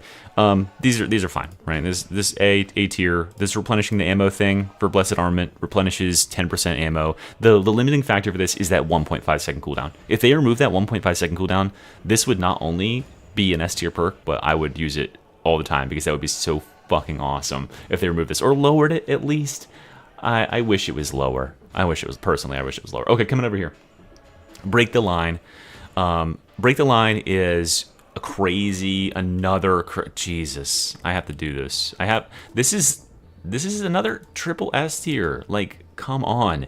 This is an insane ability. I can't believe I saw people on the forums before this class was released saying that this thing was like, oh, it doesn't even do any damage. All it does is stagger. How is that going to be good in Darktide? What the fuck? Have you played Darktide, dude? Imagine. Did you play Vermintide 2? Do you know who's like one of the best classes in the game? It's fucking Foot Knight Kruber. Because of staggering and knocking everything down in front of you on a short cooldown is fucking bonkers broken. Duh. And not only that, but we get 6 seconds of a fucking massive 25% damage and 50% impact buff. So we got Kruber charge with power creep on it. So this is your melee, like this is the turn off your brain and walk through the enemies and clobber everything to death, right? This is when I published the I am adamant build.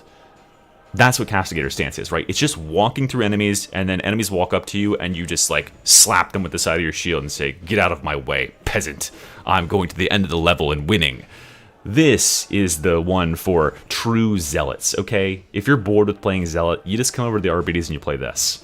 So this makes you do more damage. It stuns everything in front of you, and wouldn't you know it, this class tends to capitalize really fucking well on enemies that are staggered. So we love Break the Line. And, okay, now we got to talk about Kill Order. So Kill Order gives you 50% damage for your Cyber Mastiff for 12 seconds after using your combat ability. Remember that over here, this is a roughly 17% increase to your dog's damage. This is a 50% increase for 12 seconds. Well, wouldn't you know that if you take all of your cooldown reduction on the curios, and you take targeted brutality, it lowers the cooldown of your charge, provided you get a solid enough charge on like I think it's at least 3 elites or something like that, 2 elites. You get a 12-second cooldown. So now this is a 100% uptime, and therefore it's a 50% damage increase. It's triple the damage increase on average over this one, and because it is almost always up, it's so much more useful, right? Because what are the odds that the dog is actually on something valuable when you're using Bloodlust, when you're activating Castigator Stance, and you're like, oh, I need the dog to pop off right now. This is just the dog is popping off 2/3 as much all the time. And yeah, it's pretty damn good. So this one, provided you are going dog stuff, if you got a dog, this is S tier, right? This is also S tier. Jesus fucking dude, I should have just made, I should have made like the whole thing, like I should have made like 5 different versions of S's. It would have been easier. It'd be easier to not rank the things that are S at this point. Dog stuff is against the legs. Condemnation from Condemnation here. Replenish 20% toughness and 15% stamina for each elite specialist or monstrosity hit up to 100% toughness and 75% stamina. That because, guys, this class didn't have enough toughness damage reduction. I was getting scared, personally, between this node here, and this node here, and this node here, and this node here, and this node here, and this, not that node, and this node here, and that's it, right? Okay, I was getting scared. My toughness was getting a little bit low, so I'm glad I have Commendation from Condemnation to put it back to 100% instantly, for no fucking reason, and replenish all my stamina, so I can start shoving a bunch again. So this is really, really synergistic with a ton of weapons, right? This class has really, really high stamina regeneration. It has Psyker. So the thing that people don't appreciate about certain classes is classes have different, let me show you right here. Classes have different stamina regeneration delays, right? So the Psyker shares this stamina regeneration delay with this class at 0.5 seconds. Other classes have longer delays and then have larger stamina regeneration per second, but this is actually a very optimal stamina regeneration delay for much melee gameplay, right? Because the shorter that stamina regeneration delay is, the more often you can buffer a little sprint out or throw a push stab. So you can sprint slide. If you've ever seen Psychers, they can sprint and then use the dueling sword and lunge forward, and they can regenerate stamina while they're doing that, so they can infinitely move tech forward. Similar things apply to this class. So yeah, that stamina regeneration delay is super low, which means that, yeah, we can regenerate a good amount of stamina, and then you can just waste all your stamina by shoving stuff, blocking stuff, and then get it all back from this as well. So really, really strong here. And also really, really strong here, Targeted Brutality, reducing the cooldown by up to 5 seconds. I'm going to give this one A tier, though. I do tend to take it on a good number of my builds, but I find it extraneous, honestly. I find it a little bit extraneous because of the fact that we already have like a 17-second cooldown without that. How much is 5 extra seconds on this ultimate? That's up, honestly, I think it's up enough, right? You could have a little bit more uptime in the damage, but I feel like it's up enough that I could save that node and put it elsewhere, because there are really good nodes at the bottom of the tree that that you will want. We also have, what's this one called? Engage. Break the line, increasing its distance to 7.5 meters. Ooh, man. This one is also solid, but not necessary. That's what I'll say is A tier, right? Very solid, but not necessary. It does make you feel a lot more like the Zealot, being able to engage, because remember, you not only have that charge distance, but once you reach the end, you get that big frontal cone that blasts out in front of you. I'm not saying by any means that either of these are bad, by the way. They are very good if you are going into a build with a more narrow focus, but especially for me recently, I have realized the value of some of these nodes at the bottom of the tree just cannot be replaced. That they're so high that I'll sacrifice the range. I'll sacrifice the cooldown in order to have more of this stuff at the bottom of the tree. And that's sort of where I stand on putting these at A. But they're still really, really good, obviously. Okay. We're coming down. We're in the home stretch now, guys. The last 3 Keystone pillars. Which order should I do these in? What do you guys think? First person to respond. Should I go right to left, left to right, middle first?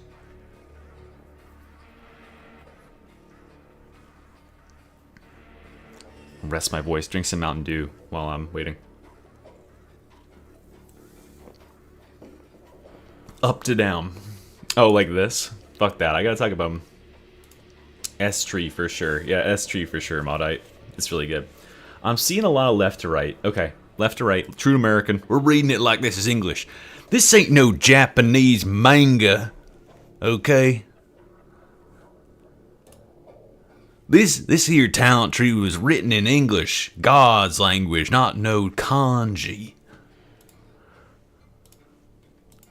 I like the idea of like the ignorant redneck yokel that's like dismissive of Japanese language, but is like overly knowledgeable about their culture and stuff. Something's funny about that there. Okay, coming over here on the left, we got Arbites Revelatum. We're coming down this left tree. 15% damage for 5 seconds after successful dodge.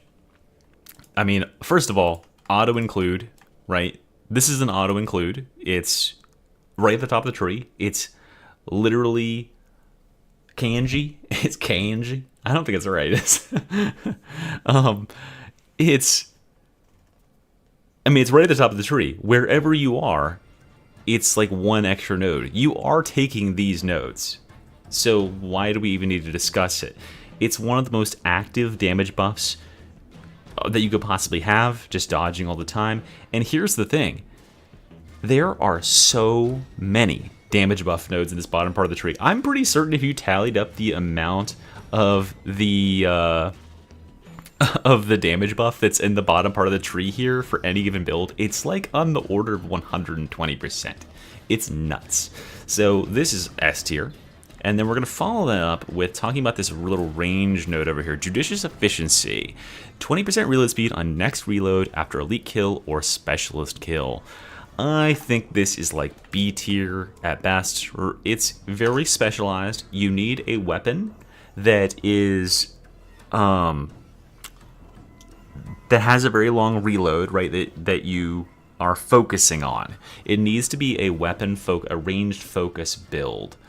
And that would be the only way that this would be useful, but I just don't think it's generally advisable to spend this point unless you're going for a ranged focus build. And even then, ranged focus builds that use the bolter, 20% reload speed isn't like anything to write home about. I think there's better things to take for your points when you're doing that. So I'll give it a B tier. It's fine, but it's okay. Rapid movement.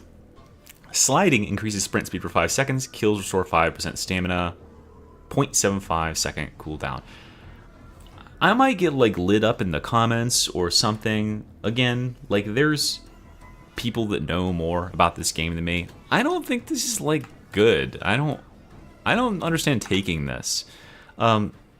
Sprint speed is great, but we already have so much movement speed in this tree from various things, and I don't find myself needing to sprint that much on this class, right? This class, wait, Castigator stance, you can't even fucking sprint with this.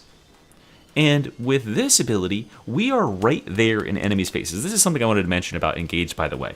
The reason that Engage is only A tier is because when you are meleeing enemies and you've got your face in their face, you don't need more than that 1 meter dash to hit them and to do the stagger. It's only when you're moving around between groups of enemies that you need it. And so Yeah, like 5% on your whole sprint speed is almost nothing, and then the kills restoring 5% stamina is worthless. This second part of this, I think they realized that first part wasn't good enough, so they threw something else on there, and I think that's actually legitimately worthless. Because as I said before, we regenerate 1 stamina per second after only a 0.5 second delay. So, I mean, if you have a base, what's the base stamina? The base stamina is 3, and then the club has how much stamina? Does it say? I can't see. Okay, I can't see it, but I think the club has like 3 or 5 or whatever. So if you have like 8 stamina, and you regenerate 1 stamina every second, that's 12.5% stamina. That's almost triple what this is, just passively. So this is almost no increase to your stamina regeneration, and it's on kill. I don't think it's worth it to take this node. Okay. Oh, wow. Okay, great. So, all right, here we go.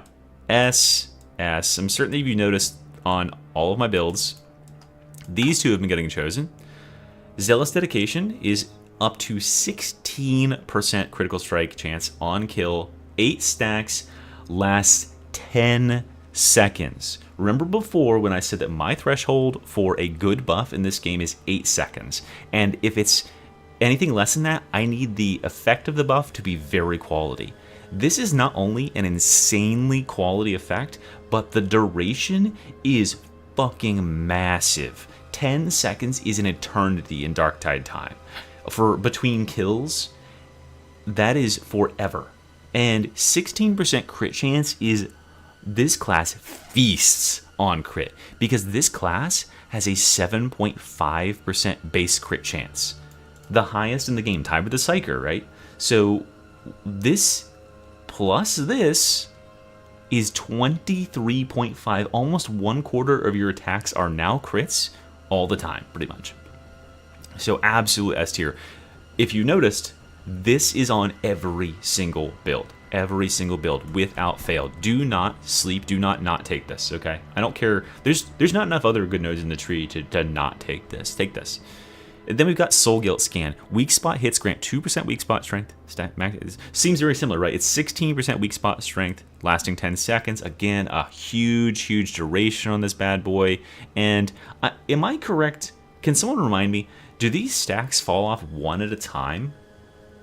I'm almost tempted to pull up in Darktide right now and test it, but I am tentative in thinking that these stacks don't all fall off when you like snooze on it. I think they might fall off one at a time. If that's true, these are fucking broken. But I mean, they're already fucking broken. But the Soul Guilt Scan, they fall off. Okay, thank you, docs. All at once is the verdict. So it's not that broken, but they are still really fucking broken. Weak spot hits grant 2% weak spot strength. So this is the operative term here, guys. A lot of people don't know what weak spot strength is. Weak spot strength is a very rare type of modifier in this game. I'm actually going to bring up the other place that it's at. If we pull open our Darktide classes here, Veteran has a really great example of this right here. So this is also weak spot strength. Weak spot strength is a multiplier that applies to your base damage when you hit the weak spot. So to interpret this for you, to math this for you, what it means is that when you hit a weak spot, take the damage that you would otherwise deal and multiply it by your weak spot strength. So scale that damage by all the strength, all the damage increases, all the headshot multipliers, all that stuff, and then scale it again by your weak spot strength. And that is what weak spot strength is. So that is why this is S tier, because this is multiplying your damage whenever you hit a headshot by 1.16, which is a massive damage increase. And obviously we're aiming for heads because concussive, right? So very valuable node here. Definite take. And remember, weak spot hits, not melee hits. So snipers with bolter, destroying, shotguns that can aim at the head, destroying, really pretty much anything, destroying, really good. Target selection, killing a pounced elite / specialist grants 15% damage versus elites and specialists, lasts 8 seconds. I find myself not taking this one that much. I do think it's good, but I think there's better stuff to take. I'll give this a B tier. I think it's borderline A, but I don't find that even when I'm playing like a dog focused build that I have enough nodes to spare on it. I think it's better to, because it doesn't give your dog damage, it gives you damage, and only versus specifically elites and specialists. And I just don't think that we need that specific damage. You could instead spend those nodes or spend those points to get generic damage against everything when you're going for a dog focused build. So that's good. Oh boy. Okay, here we go. D tier for this one right here. This is Serrated Maul. Your Cyber Mastiff applies 6 stacks of brittleness on attack. This is way undertuned. This is a bad node. It's just a bad node. First of all, brittleness is not a very good effect on most types of enemies. It only has any considerable damage increase against those carapace armored enemies, so against crushers and maulers, right? And the max stacks of brittleness is 16. Every stack of brittleness is 2.5%, and so 16 stacks of brittleness is 40% brittleness, which reduces their armor rating by 40% and therefore increases your damage by a lot, right? It increases your damage by a lot. But 6 stacks of brittleness is really, really low, and it only applies to the target of the attack and not all targets around the area of the attack. And it's such a small number of stacks, it will take your dog 3 pounces to fully stack this brittleness. And remember that this brittleness, it's not a good like boss killing potential thing, because full brittleness stacks on like a boss increases your damage by something on the order of like 3 to 4%. I think I've tested it. So it's just not good, and it takes far too long to stack up. Now it might stack up on each tick. Well, that's a good question. It might stack up on each tick with the Shocking Jaw augment. I still don't think it's good. If that's true, then it could be C tier. I still just don't think it's good, because embrittling enemies is really only a good option when it's crushers and it's maulers, and those enemies really aren't that scary to us in general on the RPDs as it exists. So yeah, that's just sort of how I feel about Serrated Maul. It's definitely not worth the point, and I think the applicable effect is really, really low. I think the applicable effect is really, really low. So I would just definitely not recommend taking this. It's like a bait talent where it's trying to get you to take it when you're focusing on dog focused stuff, but it's just not good. Speaking of dog focused stuff, wait, no, we gotta do this one. Prosecution Blow. Well, first of all, Prosecution Blow is currently bugged and has no effect. So Prosecution Blow is a dead node. D for dead node. 20% rending on ranged critical strike is what it's supposed to give, though. This could be honestly pretty good if it was not bug. So I'll give it the DB. Alternating when it's patched and fixed such that it actually does work, we'll give it the B tier. But currently, in its bug state, it is in D tier because it does not function at all. It's a completely dead node on the tree. But it would be B tier because we have such a high critical hit chance. There's a bunch of weapons on this class that do very, very well with crits and would appreciate the extra rending. Looking at some of the new shotguns, I mean, even the bolter likes extra rending, right? That honestly isn't bad if you're going for a ranged focus build, but unfortunately it's bugged. Oh, execution order. Man, I thought I was done handing out the triple S's. JK, no I didn't. Triple S for execution order. This is a nuts. I mean, guys, you know how like there was a meme a couple years back. If you're a League of Legends player, you know what I'm talking about here. There was a meme a couple years back because they released this character. What was his name? He's a top laner. He's got shields on both of his arms. Someone say it in the chat. You know what I'm talking about. He's a black fella.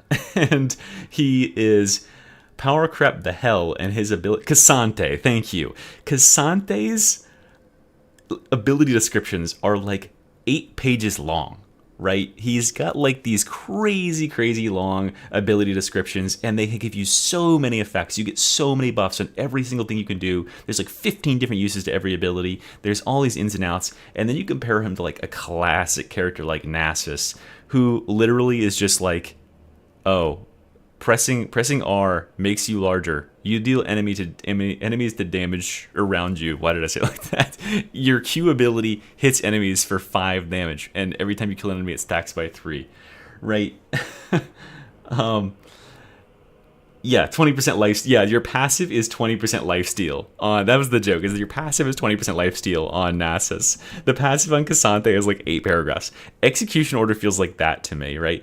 Execution Order is Executioner's Calling from the veteran tree, the ultimate ability, by the way, for the veteran, the like flagship veteran ability, and it gives you more buffs than Executioner's Calling does, or Executioner's Stance, sorry, my bad. Every time you kill an enemy, and it is always on. It literally is on always. It marks a new enemy every 3 seconds. The enemies stay marked for the entire game, and it goes through all everything around you. It wall hacks the enemies. If this only marked the enemies, if this was only the top thing, if this didn't even, I'm covering it with my hand. You can't see that, but I'm covering the bottom part with my hand. If this was only that top paragraph, this would still be it would at least be 2 S's for a Keystone because of what's about to come below it in the tree. But the wall hacks alone are insane, and you get 15% toughness whenever you kill one of these marked targets. So, okay, it's good. This is good even without the dog. You're right, Snappo. Even without the dog, you can make builds around this because of what's going to come below. But then we also have dog buffs, and the dog buffs are positively massive. So first off, it's a plus one. It's not 150% cyber massive damage. It's plus 150. Take the cyber massive's damage and multiply it by 2.5. So crazy. And it does not activate when the dog kills a marked enemy. It activates when the dog attacks the marked enemy. So as soon as the first damage hits the target, his damage shoots the fuck up. And it stays up for 8 seconds, which, as we established before, is my threshold for a decent buff. And this is a really, really good buff. And you gain 15% damage and 10% attack speed. This fucking attack speed is falling out of my pockets. I can't hold it all. For 8 seconds after killing a marked enemy. You don't have to do the killing. If the dog does the killing, you get that buff too. So the dog can go around instantly murdering all these elites and specials because of this node right here, Unleash Brutality. It'll tell him to go hunt out specifically the blue targets, and he'll get these kills, and you will have 15% damage, 10% attack speed. You'll be getting back 15% toughness every like 4 seconds whenever he gets a kill. Plus, all these buffs we're about to talk about down here. First of which is Malakator, which is, of course, S tier. Can I grab my fucking S, please? S-ing me around. Malakator is S tier. Malakator's 50% cooldown regeneration for 8 seconds after a marked kill. So think about it like this. During the next 8 seconds after you kill a marked target, you will cut 4 additional seconds off of your cooldown. So when you use Break the Line and you charge into enemies and you have a 12-second cooldown, your cooldown is now effectively 8 seconds instead. Or with Castigator's Stance, if you use this ability, your cooldown is effectively 30 seconds instead, provided you are getting these kills consistently. And again, if you have the dog will be seeking out these targets and killing them near constantly. It's very, very unlikely, unless you're playing Douglas, I almost said it the wrong way, that you won't have full uptime on Malakator. So crazy, crazy good node. And the only source of cooldown reduction for either of these two nodes. So here is my personal opinion, is that if you are playing with the dog, your options are any of these abilities, quite obviously. But these two abilities, if you choose them, you pretty much have to be in Execution Order, personally. Because these abilities have long enough cooldowns that Execution Order and Malakator is going to just give you huge, huge, huge, huge, huge value. So you should be into that. If you are playing with this one over here, you dogless or dog full, you don't have to take Execution Order, although it might still be recommended if you're going with the dog. If you are Douglas, though, your choice should be Break the Line, because this has the shortest cooldown, and you do not require the additional cooldown of Malakator. You can play Douglas and go Nuncio into Execution Order and do it for yourself, but I do think it is better with the dog. That's just where I'm at. Obviously I do have that Tactician build that goes Douglas, that uses Shock Mines, that uses Nuncio, and it focuses on executing itself rather than having the dog do it, and that is purely for that cooldown reduction. But there's some other good stuff in here too. And yes, this will be going live afterwards. I'll be uploading. I got to edit and all that stuff, but yeah. Okay, so this is also S tier. This is a crazy node. 10% crit chance and 25% crit damage on mark kill. Another 8-second massive, massive buff. If this was just if this was just either one of these, it would be good. It would still be S tier, but it's both. So 10% crit chance. Remember what our crit was at before, right? Our crit is at 7.5 plus 16, 23.5. This pushes our crit to 33.5% without considering weapon buffs, without considering ally buffs, without considering any of that stuff. 1 in 3 attacks will be a crit. And crits in this game are good, guys. I don't know if you are aware of that, but crits in this game are really, really fucking good, especially considering we have stupid attack speed and we are spamming attacks out every 0.1 seconds and fishing for crits. So absolutely S tier. Down here we've got Keeping Protocol. Killing a marked enemy grants 1% damage versus monstrosities and 1% damage resistance versus monstrosities. 30 max stacks, lasts until the end of the mission. So we'll just have to assume that what this means is 30% damage resistance and damage to monstrosities, right? It's going to be stacked up almost instantly. The harder the difficulty you play on, the more instantly this is stacked up. I'm kind of conflicted about this one. I'm between A and S. It is good, although it feels a bit extraneous at times. I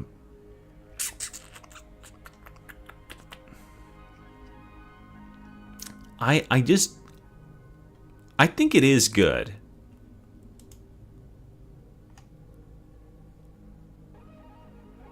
What do we think? What do we think? Is this A or S? Do you guys think this is as good as the other S stuff, or is it a little bit lower? I think A is appropriate. Yeah, okay. The consensus, guys, if you didn't catch this live, I'm sorry, but the consensus is that it is A. It's only applicable to monstrosities, right? It's only applicable to Chaos Spawns, Beasts of Nurgles, and the Plague Ogrins, right? You will almost always have that value up, but it is very deep in this node. It is an extra point that could be spent elsewhere, which is a very valid consideration, considering look at how much blue is on this tree right now. There's lots of other stuff that we want to be spending these points on that isn't this node right here. And we have good boss damage from other places. Now, this was bugged until yesterday, and I noticed it, but I didn't want to say anything about it, but it was actually providing that extra damage to all. Like, I think it was like Ogrins were taking that damage as well, so it was kind of busted. But yeah, for like the Hunter build that I published and stuff like that, it is really nice to have that additional damage. It's a big lump of damage. So if you are the designated boss killer, the DBK, then yeah, it's pretty good. I'll give it A, but there are things that you could spend those points on instead. I think Not Far Behind is honestly one of those nodes. This is a constant 10% damage and constant 10% movement speed buff because the dog is always pouncing. You are in execution order, right? And you have the dog by necessity. And so therefore the dog is killing its target every 5 seconds. At the very least, it's killing its target, and it's going to be giving you that boost in movement speed. Now, is this 100% necessary? Does it like make or break builds? No, but I do think it is very strong. And if you have extra nodes to spend and you're going for a dog focused execution order build, it's really good. So I will give it the A tier, but don't go out of your way to pick this up unless you are going dog focused build. Over here we've got 10% rending for 8 seconds after a mark kill. C tier. I don't know. It's no, do not go Keystoneless on this class. You are sleeping. This is not the veteran. Do not go Keystoneless on this class. This class is Keystones. Fuck. Real hard. So this one is 10% rending, and 10% rending isn't a whole lot of rending. I don't know if you guys know that. It'll increase your damage a little bit, but remember that rending only has effect on enemies that have armor that reduces your damage. And so that's pretty much just carapace enemies. It's just crushers, it's just maulers. And so, you know, having 10% rending, how much is it really going to affect you? Do you feel 10% rending when you're using the shock maul or the shield? Right, those like the shield itself, the bully club and shield, you can get a 25% rending node, rending blessing on there. You know, not really that important. So I say it's C tier, and yeah, okay. Let's come up here and look at the middle node here. This is the why can't I pull it up? There it is. No, wait. There it is. Fuck. Okay. So terminus or sorry, fuck. Jesus, I'm thrown off. Justified measures. This is S tier. Okay, this is S tier. This is 15% damage that you will always have. So that's pretty simple, right? The reason that you will always have this is because, you know, if you're playing Douglas, it just stacks up when you attack, right? How often you're attacking quite often, so you'll just have this damage really quickly.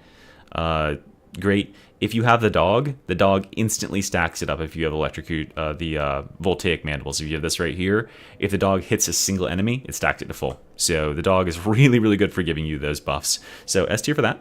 Coming down here to street smarts. Oh my god, dude. Psychers are so fucking molding right now. Psychers are they are communing with the fucking forces in the void to just bomb this class from orbit. Like, they are so mad that they took one of their best nodes and gave it to this class that is already stupid impossible to kill, and now you get extra dodges on top of that. Like, good luck killing this class already, and now he gets an extra operative dodge with extra with extra range or extra iframes, right? It's silly. And yes, rending does apply for every type of armor enemies, but remember that enemies that have anything less than carapace armor do not have any considerable damage reduction. It really only is noticeable at all on carapace enemies.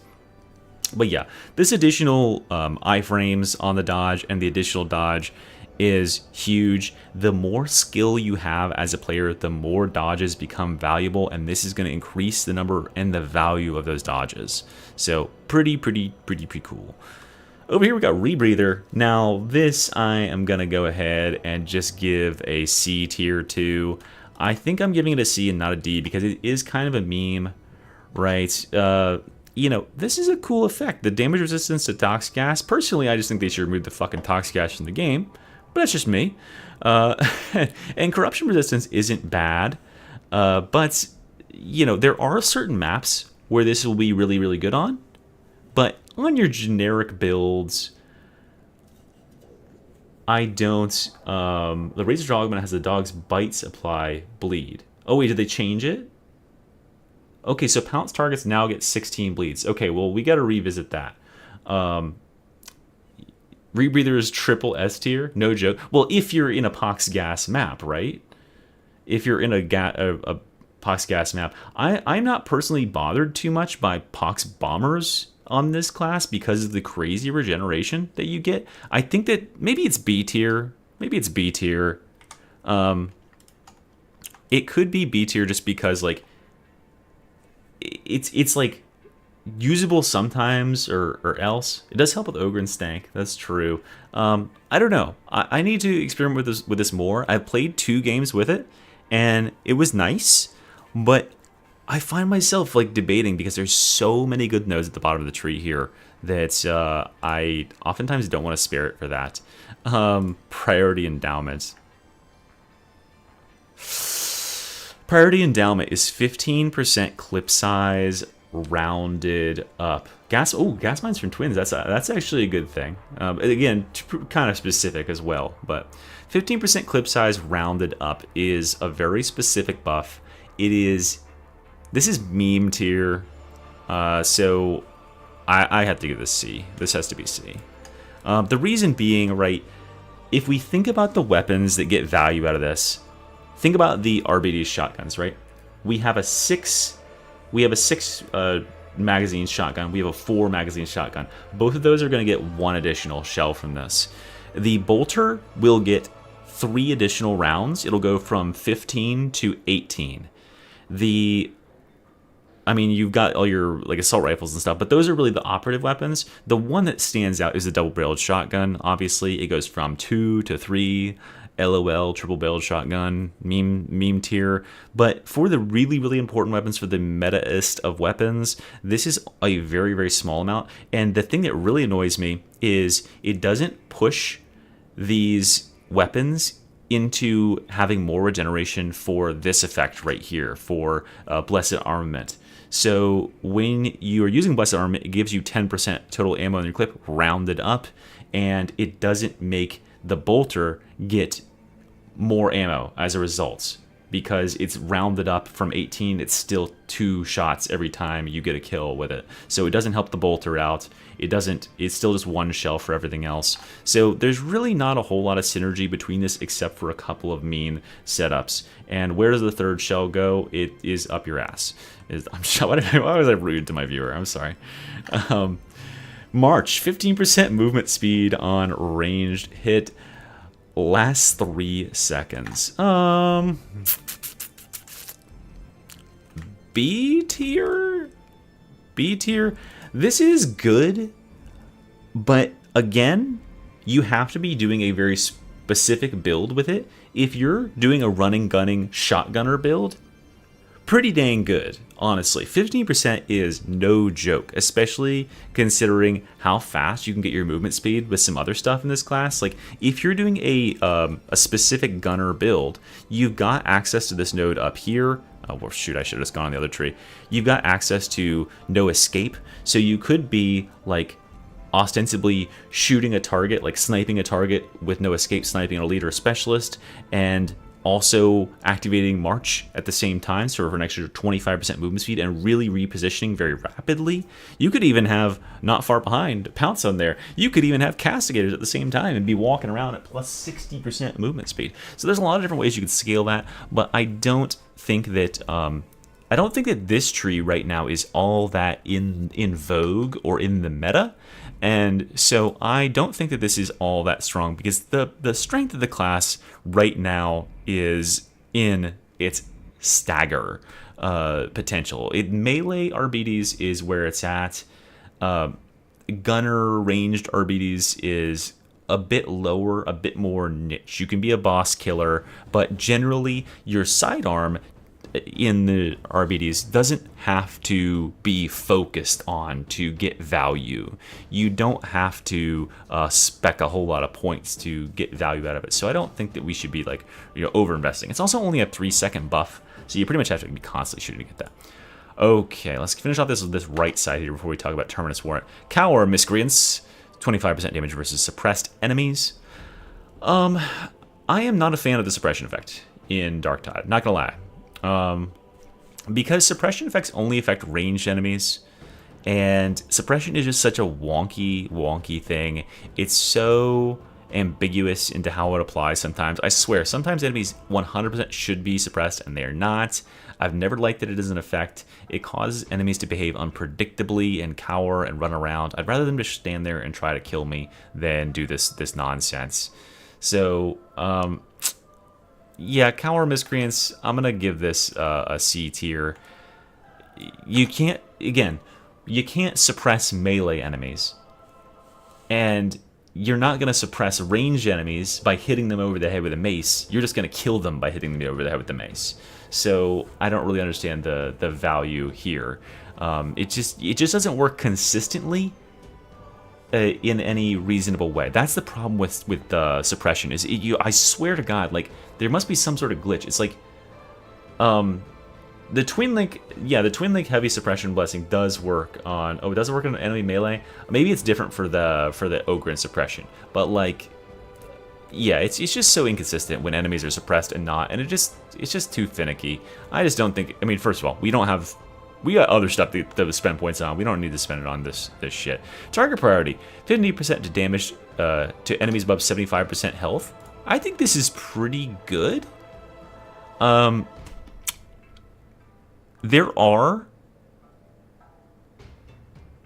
There are times where you could swap perks on your weapons. It depends on what weapon you use, right? This isn't applicable to all weapons, but there are certain weapons where you can swap your perks to other types of perks and still maintain one-shot potential on certain enemies. Maintain those one-shot breakpoints, which is a really, really good value out of this. 15% extra damage when you're opening up on a target, on all targets, is very, very good. And it can help you reach breakpoints that you would otherwise have to spec your weapons for in order to one-shot these targets. So pretty nice, pretty nice. Not always like instant pickup, but definitely pretty nice. But we do have an S tier. I always pick this up. Almost all my builds use this right here. This is additional 20% damage to ogres and monstrosities, right? The two highest health categories of enemies in the game: crushers, bulwarks, reapers, and all monstrosity bosses.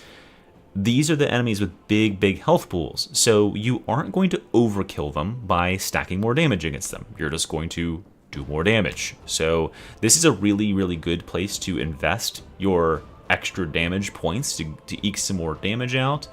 And the it's also the reason why on a lot of the weapons, especially whatever boss or, you know, like whatever melee weapon you're using, you want to run Uncanny, you want to run Carapace, because you're going to hit these enemies multiple times, so it stacks up. Humanoid enemies such as the twins and captains do not count as monstrosities, however. But that's okay, because the weapons of this class absolutely shred those enemies anyway. We have Terminus Warrant here. I have conflicted feelings about Terminus Warrant. Terminus Warrant is a... I might make a video on this in the future. I think Terminus Warrant, I would like to see it tweaked in some ways. I think it is too specific in what it requires of players to be effective in the way that the other nodes are. The other Keystones are so ridiculously accessible and always are providing you effects, and this one has you play little funny monkey games in order to get what you're supposed to get out of it. Now, that's not to say that the effects that it gives aren't good, right? So Terminus Warrant says that range attacks grant melee justice for each enemy hit, max 30. So this is hits, not every attack. So if you shoot a shotgun, or, you know, let's say like a bolter, right? A bolter has good enough cleave that if you shoot 30 enemies that were all stacked up in a perfect line, you would instantly stack to 30 stacks of melee justice. Okay, so hold that. When you swap to your melee weapon, now you will be able to cash in those stacks of melee justice, and every hit that you do will have 15% melee damage and 25% melee impact while you still have these stacks. And then the inverse is happening. So you'll get up to 30 stacks, and then you'll cash out those stacks, and you'll swap into getting range justice stacks with your melee attacks now. So when you are hitting enemies in melee, you are now stacking range justice stacks. And this means that if you sweep like a horde in front of you and you hit 8 enemies, that immediately cashes in 8 stacks of Terminus Warrant and turns them into range stacks. And range stacks you can cash out for 15% range damage, 50% range cleave, and 50% suppression. Okay, so here is the fundamental issue with this, and I see that Soggy has already zeroed in on it. You know what I was going to say to a T, right? Getting enough stacks for the to cash in for the melee requires ammo, right? It requires you to shoot ammo in order to stack up to get those melee stacks. And because melee stacks can be consumed so quickly, you end up spending a ton of ammo to get it back. So here's the problem, is that what do you do when there's a big horde of trash enemies in front of you? You don't generally want to pull out your shotgun, especially in higher difficulty. You don't want to pull out your gun and waste ammo blasting them away. Those are trash enemies. You can just go and take your melee weapon and kill them for free. You should be conserving resources whenever possible. But by not using your ranged weapon on the trash, you are foregoing your best opportunity to get stacks for your melee stacks. And And then the next time you run into like some sort of engagement, like with crushers or whatever, where you want to actually have those melee stacks, you won't. So you either have to waste ammo or not have the stacks. And therein lies the problem. The reduced ammo in Havoc makes playing like this really annoying. And I've tried several different ways of circumventing this. I've tried using a really rapid fire weapon like the Shredder Auto Pistol. I saw someone LMAO about that in the chat. But I've tried the Shredder Auto Pistol. It just takes way too fucking long to stack it up. And it takes, 30 bullets at the very minimum to get it stacked up. The only way to play this reasonably is to go with a pellet-focused weapon with good cleave and shoot into big hordes. And the appropriate thing to do would be to not do that and just melee it all to death instead. And then at that point, you're not getting the effects of this Keystone at all. So we need to talk about the knock-on effects of the Keystone. So let's move down here to left and right. First of all, I am going to give this Keystone a B tier. B for back to the drawing board, Fat Shark. I think this needs work. As compared to the other two, which are insane. So we assuming we're playing with it, over here we have Dispense Justice. While you have stacks of Range Justice, you have 20% reload speed. I don't know, honestly I can kind of care less. C tier. Like 20% reload speed. I mean, yeah, you get nice, Hassan.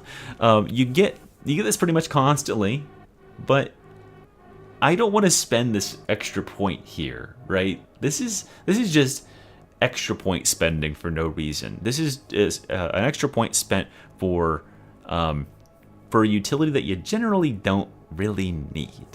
So I'll give that a C tier. Over here we have Terminal Decree. Now they'll rate this higher. This is an A tier.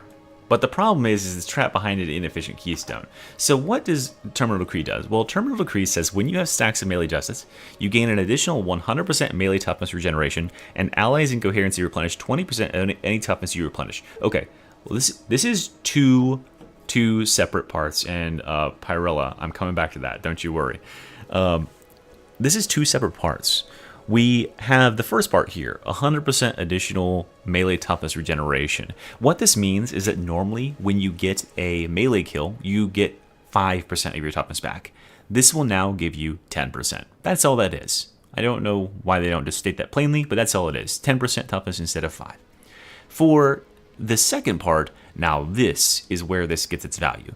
Allies in coherency replenish 25% of any toughness that you replenish. We are a king at regenerating toughness on this build, or on this class, because we have an ability right here that replenishes 100% of your toughness. We have all this stuff that replenishes 100% of your toughness. We have the Nuncio Aquila that replenishes your toughness. We have all of these abilities up here that replenish your toughness. Remember earlier when, hypothetically, we used a melee attack and we swiped and we killed 3 small enemies with one melee attack? And it replenished 40% of our toughness. Okay, so your allies get 10% of your toughness just for you doing that.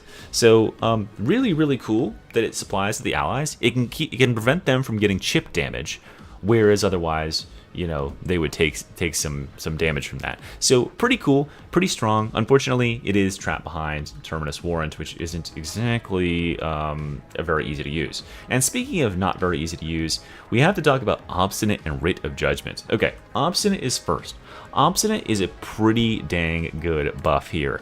I think this one is probably at that S tier rank. Again, modified, make it a little bit lower in your mind because it is behind this node right here.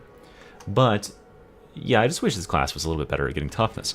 Obstinate gives you 15% melee attack speed until you run out of stacks or swap to your ranged weapon when you swap and have 15 stacks or more. So this is pretty easy to get, right? It's pretty easy to ride that line between the two. Generally, it's pretty easy to get to at least 15 stacks and then have 15% attack speed for the next 15 enemies hit. So that's not honestly that bad. Same thing applies to the ranged weapon, right? It's not that bad to get the stacks up. And 15% attack speed, 15% fire rate, those are good buffs. So these are very, very solid, especially if you're using a weapon that you are like just specifically gonna go like dunk on bosses with. So I'm thinking like the Crusher, right? You'd use the shotgun, you'd shoot like 2 shots into the crowd, you'd get a bunch of these range, the melee justice stacks, and now you have 15% melee attack speed. You're probably also going Douglas, so you got 10 here. You got, it's all over the tree. So you just go and dunk on the boss with extra attack speed there. So I think this is pretty solid. But Writ of Judgment disappoints me. This is way, way, way too hard to routinely activate and get value out of. I made a build recently, I believe it's called like Crushing Heretics or something on my page, and it was a pain. Even in the recording for it, it was a pain trying to drag my sorry ass to 30 stacks to start cashing those out, because this buff is good for melee weapons, the 15% rending, and it is pretty good for certain range weapons with that additional crit strike damage and weak spot damage. But the weapons that really capitalize on the latter perk don't really synergize with this ability, right? The one that I wanted to use with this is the revolver. I saw that the range weapon thing would give me 25% crit damage, critical strike damage, and 25% weak spot damage, and I was like, ooh, I want to use the revolver for this, but I would never get any melee stacks. So what I'd have to do is make it like a ranged focus build using this. So I'd have to be like a revolver focused range build, and I almost would never have any melee stacks because you're not really hitting that many targets with a revolver. So here's what I want for this ability, and I'll make a video about this specifically in the future. Here's what I want for this ability.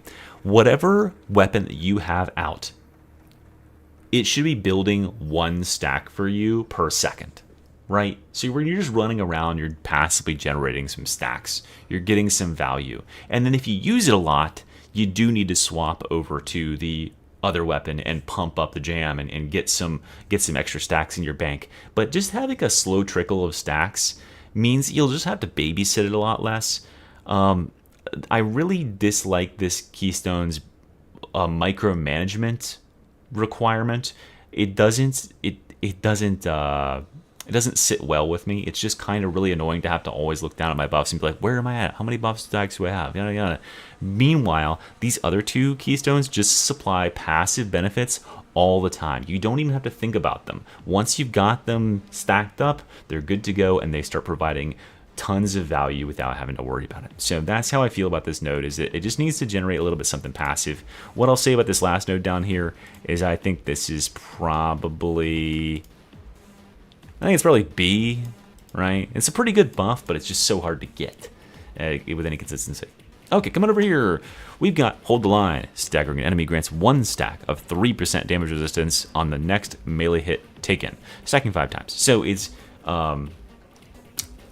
damage resistance. So it's generic damage resistance, meaning it's not just toughness, it's health and toughness, which is really, really good, and it's going to apply on the next melee hit we take. So this actually has extra value because melee attacks, anytime you are missing any toughness at all, they bleed through onto your health. So remember 3 hours ago, or whenever it was, sorry, let's see, 2 hours ago, when I mentioned that toughness or damage reduction is very valuable because it prevents bleed through to your health as well as reducing the damage you take to your toughness. This is the same deal here. Because this melee hit that hits you is ostensibly going to not only damage your toughness but bleed through to your health, it's going to reduce that damage to your health by 15%. So really, really, really strong. And this is also stacked to full by the dog attacking a single target if you have voltaic mandibles, or staggering a single crusher even 1 time will stack this to full. So really, really strong talent, S tier talent.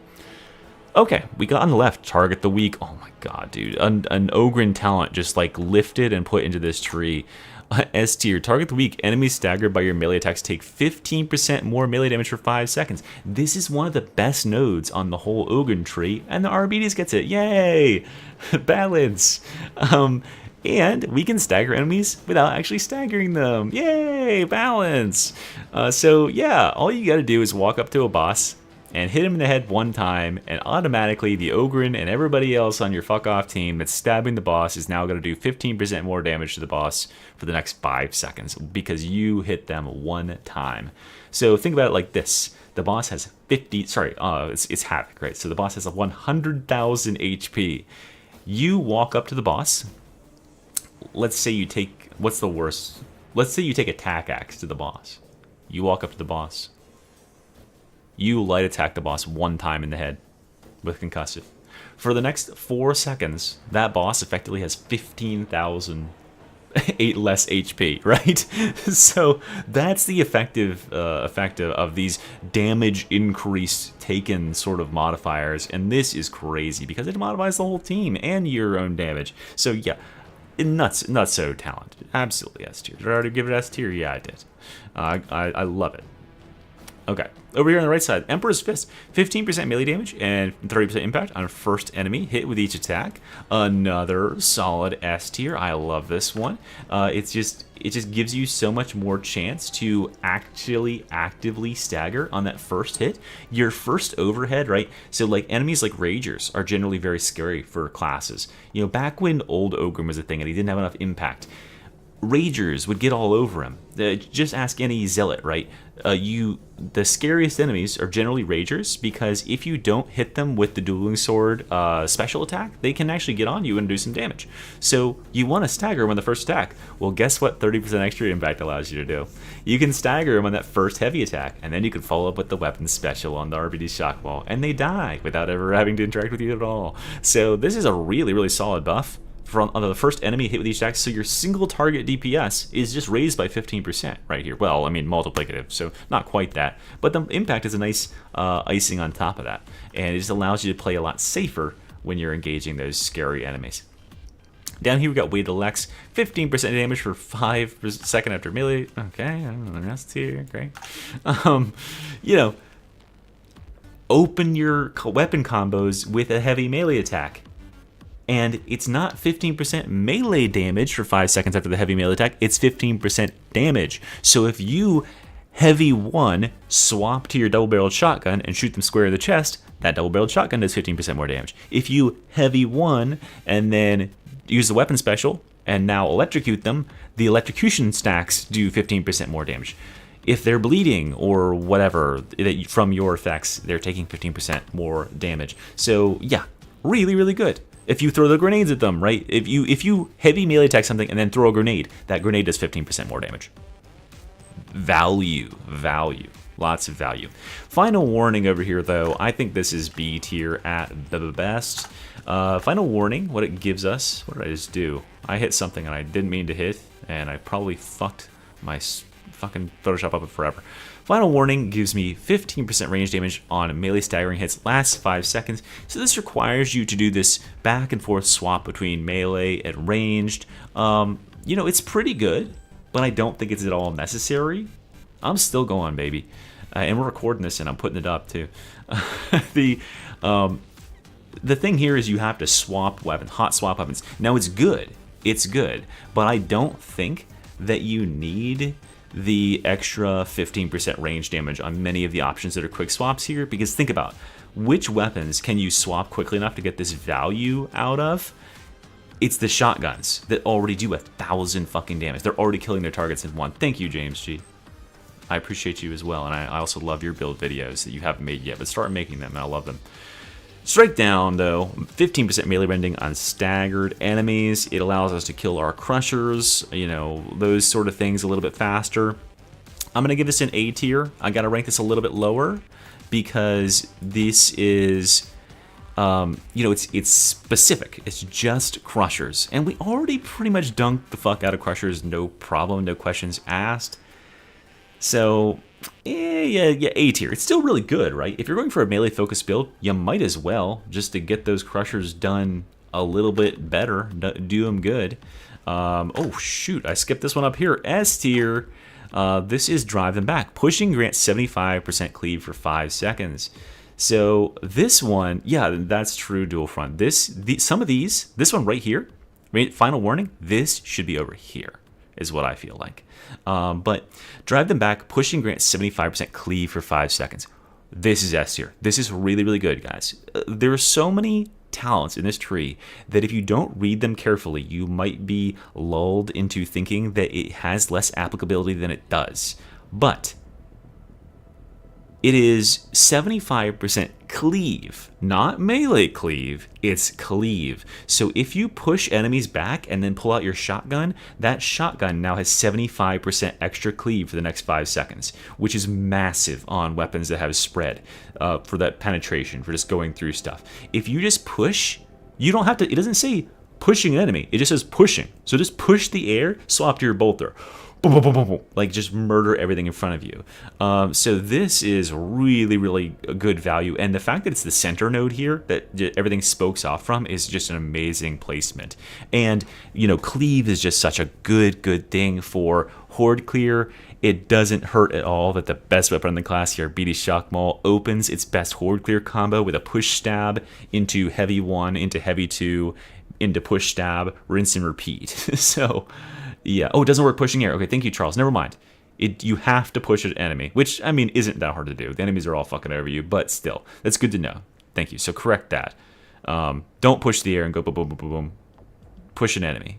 Have a little poxwalker follow you around, shove him to his knees and say, you stay down, and then shoot his whole family to death. But True Grit, this is stupid. I slept on this initially until... the first dozen times that I got one shot by some fucking bullshit in Havoc. And now I can't live without it. This is... you know how Zealot has that talent that prevents him from dying and leaves him with 1 HP? This does that 4 times. Like... this is nuts. Because how you die when you are a very skilled player is by what I call... catastrophic fuck-ups. Just one silly thing slipping through. You all saw it if you were in the stream the other day, right? Absolutely cleaning the enemy's clocks as Ogren, right? I was clobbering my way through the level. I was invincible. I was tanking 3 fucking bosses in the corner. And you know what happened? In 1 millisecond, I got shot in the face with a plasma gun from the ranged twin, and then I took an overhead from a boss and instantly died. And I was left speechless, right? Stealth attacks from enemies, stealth overheads, overreaching overheads like maulers that seemingly ice skate for 1 million light years and then clip you with the very tip pixel of their shit. That's the only thing, once you reach a certain level of skill, that is going to kill you. And now this talent swoops in and says, nah, you actually get to make that mistake, but 3 times. And if you take even a single talent that gives you, like, or a single perk in your Curios that gives you 5% HP, now your base HP is high enough that you can make another mistake. So, yeah, it's really, really, really good. It allows you to make sloppy mistakes, and that's how games are lost, guys, is sloppy mistakes. So ensure against those, and you've got something monstrous on your hands. As if this class wasn't tanky enough, now we can't even get overwhelmed and killed by one single mistake. We have to be killed by a series of catastrophic fuck-ups. Forceful! Staggered hits and blocked attacks grants stacks of Forceful, lasting 5 seconds and stacking 10 times. Each stack gives 5% impact and 2.5% damage resistance, removes stack on damage taken. So, this is just better Feel No Pain from the Ogren, right? So it just, yeah, remember when we just nabbed the Ogren's thing up here? Yeah, we're just nabbing Feel No Pain but making it better. We can stack these stacks. They don't just stack once every 3 seconds. They don't stack on push like that stupid little node called Stronger on the Ogren's thing. They stack on staggering hits. So every time you swing the weapon, you get a staggering hit, at least one, right, when you hit an enemy. But it's hits. It's not staggering attacks. So if you swing 1 weapon swing and hit 3 enemies, you get 3 stacks. Or, even better, if you use the shield's flashbang ability and you flashbang 10 enemies, you instantly get 10 stacks because they are staggering, quote-unquote, hits. So this thing is almost always constantly stacked out, and it only loses stacks when you take damage, which, I mean, okay, cool. So we have 25% damage resistance cooked in to the first time we take damage, and we gain 50% impact until then, which means everything is just fucking staggered all over itself. It can't even move. So really, really strong Keystone. I don't think it's Execution Order strong Keystone because it is lacking, like, this is for personal display of skill. I think that this Keystone over here is overtuned because it gives you not only stupid damage, stupid access to stupid like utility and extra damage, but it also gives you fucking wall hacks, right? Over here, this one is like, if you are a high skill player, if you're going Douglas charge BDs, you take this, you are a juggernaut. You're just a melee juggernaut. Coming down here, Will of the Lex, replenish 0.5% toughness each second per stack. This is pretty good. I don't think it's A tier or S tier. I think it's A tier. Look, ask guys. Yeah, I think it's definitely an A tier. It's regenerating 5% toughness per second while it's maxed out. But remember, at this point in the tree, here's the thing. Why this is diminishing returns here. At this point in the tree, holy shit, do we have some crazy fucking stamina or toughness regeneration. I mean, you have 1, 2, 3, 4, 5, 6, 7, like, yeah, 7 different ways to regenerate toughness. Like, it's crazy. Like, you know, this is awesome. You can take, like, the very first build I put out, which was Beat Cop. It uses this node, and it has 15% toughness damage, or toughness regeneration per second, because it uses all 3 of the regeneration nodes, which is really funny looking. But I just think it's overkill at this point, and I think there's better stuff in this little part of the tree. We've got Adamant Will here. This is nuts. This is nuts. This is a very high skill talent here, but it's really, really good. So, again, remember earlier when I said how you die is through catastrophic fuck-ups. I'm doing air quotes here. So, like Dr. Evil. Catastrophic fuck-ups. What happens when you get ripped in high difficulties is something hits you that you didn't expect. It breaks your toughness and puts you into hit stagger. Because we are not Ogren, we can be hit staggered. So this makes you immune to that. So you will no longer be able to be walloped by a shotgun in like the back that you didn't notice, and suddenly you are stunned. Because that is one of the ways you lose missions, is you get stunned and you can't act, you can't dodge. As I've said before, crowd control is death in this game, both for you and for the enemies. So if you get crowd controlled, the chances are you are dying. That is why eliminating crowd controllers like mutants and trappers and stuff like that is just utmost priority, and it's why not getting stunned when you're in combat is greater priority. Now, that's just one part of this. The other part is your perfect blocks being able to block all attacks. So, yeah, you got yourself into a position where you've been dodging, like, let's say let's say you're dueling the twins, right? And you've got the ranged twin who's been shooting at you, and you've used all your dodges to dodge those range attacks, and Rinda's on you, and she's charging up for that fucking huge ass slash that's going to cut through you, and it's going to cut through your health too, and it's going to put you down. Your perfect blocks can block that attack. Your perfect blocks can block the overhead from the crusher. It's going to take all your stamina, but it will block it, right? And that is very, very valuable in a pinch, because there's a lot of times where the thing that kills you is your position that gets you get yourself into a corner, and there's just nowhere to go. You're trapped on both sides by enemies.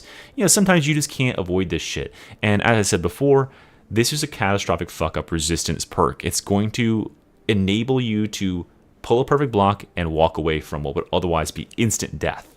And that's really big, especially on Havoc, where overheads and instant crushing attacks like that are instant death. They'll instantly put you down and kill you. Okay, so that's S tier, by the way. Oh, I did it already. Okay, cool. Target acquired while at max stacks for... Oh my god, dude. This is a crazy node. I forgot how stupid this was. Sass. While at max stacks and for 3 seconds afterwards, so all the time, pretty much, right? Gain 10% attack speed and 50% cleave. Holy shit. Like, if it was just 10% attack speed, this would still be S tier. This class, I have to stop. We're 2 notes from the end. I have to stop. This class is so fucking power crept. I mean, I love it. I love building this class. I love feeling like an unstoppable juggernaut. It just feels good. But like, this on any other class would just be the first part of the node. It would just say gain 10% attack speed and the 50% cleave would be left out. But you not only get 10%, and by the way, while at max stacks, these stacks are up for 8 seconds. So you get 5 seconds if you let them all fall off. If you let one, these fall off one at a time, right? So once it goes down to 9 stacks, you still have another 3 seconds. So you have 8 seconds minimum where this is going to be active if you're not taking damage. So yeah, you get 10% all the time, and then 50% cleave all the time. So good job. That's nice and balanced and good. S tier. Okay, down here in the last two, guys. Judicial Force, staggering nearby enemies upon reaching 0 stacks or 10 stacks, 5-second cooldown, separate for each. Okay, so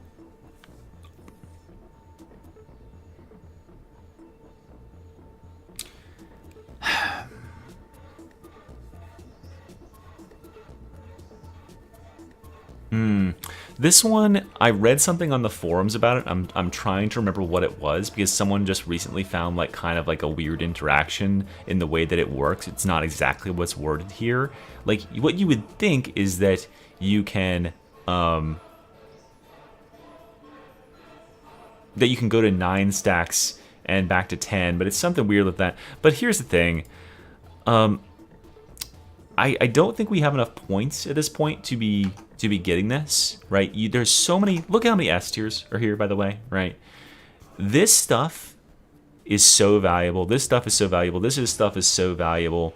This isn't as valuable because it's just some stagger, and it activates only when you do one of two things, right?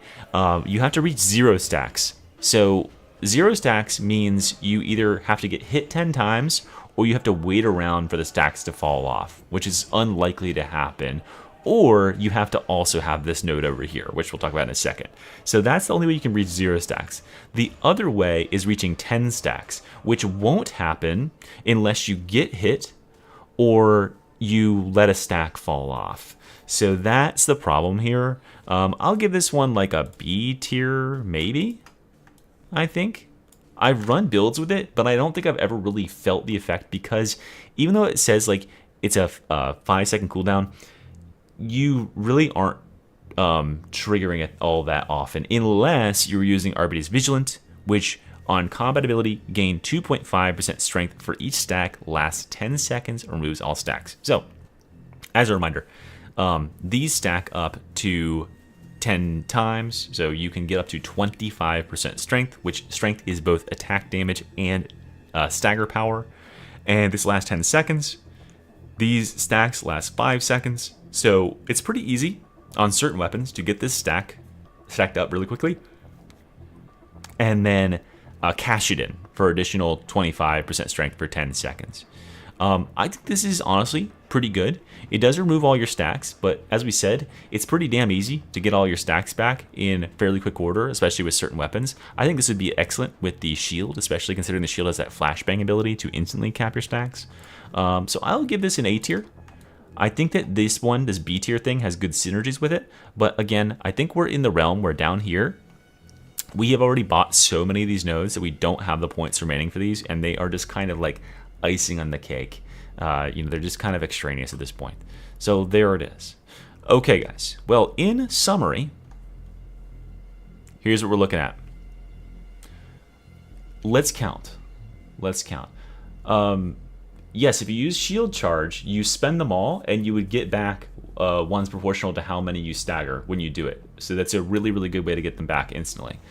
So yeah, it's a really, really good augment with the shield charge, because with the shield charge, this has a short enough cooldown that you can be cashing these in every 10 seconds and keep that damage buff up. So pretty good. Okay, so in summary, we have 1, 2, 3, 4. Well, let's count that as 4, 5, 6, 7, 8, 9, 10, 11, 12, 13, 14, 15, 16 A's. So I'll type that in the chat. 16 A. B's 1, 2, 3, 4, 5, 6, 7, 8, 9, 10, 11, 12, 13 B. For C's 1, 2, 3, 4, 5, 6, 7, 8. Yeah, we're gonna go test Razor Jaw Augment right here. It's 8 C's and 1, 2, 3, 4 D's.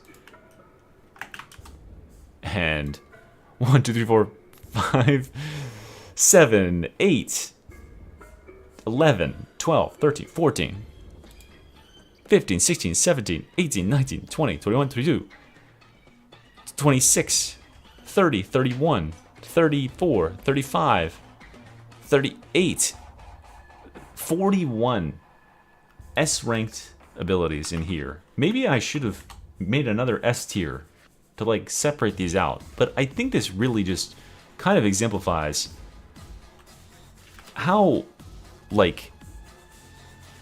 good these abilities are. I'm a player who's been playing Dark Tide for 2,500 hours. Okay, I know what powerful abilities look like. This class has almost no abilities that on any other class would be seen as bad, right? Let's look at, like, just really quickly. Let's look at the Zealot, for instance. Well, I think the Zealot is probably the guiltiest class of having either S's or D's in its tree. Look at this node right here. Your melee attacks get 30%. Oh, they actually just buffed this recently, but it's still like whatever. 30% impact strength and 10% attack speed for 5 seconds after emptying your ranged weapon. You only get a 5-second buff, and it's 30% impact strength. And you have to shoot all of your ammo out of your ranged weapon to do this, so it's only useful on certain weapons, right? 20% sprint stamina cost. Wow. 6% reload speed on melee kills, stacks 5 times. This class has 20% reload speed that you just get all the time for killing a single enemy. You don't need to take these nodes. These nodes are all like D tier stuff, and it's like 1/3 of the whole tree is these D tier sort of nodes. They're just really, really bad, and the tree is like saturated in them. But this class also has some crazy S tier things, and I think that's like the thing that makes Arbites so stupid good and good for like casual beginning players is if you just start throwing nodes in this tree and come on down and just go on down and grab yourself, you're gonna hit a bunch of S tier nodes. You're gonna have a bunch of stacked up strength, and they're strong enough that players understand fundamentally, like, oh yeah, Castigator seems really good, pick that. So my overall take on this class is that it is very, very strong. Very, very, very strong. And I'm glad that there are a lot of S tier perks. It allows you to diversify your builds and have different ways, different play styles. I'm glad that the different abilities are all relatively useful. I'm glad that the different dog keystones are relatively useful. The blitzes being all fairly equal. I think there's definitely some work to be done in getting this class into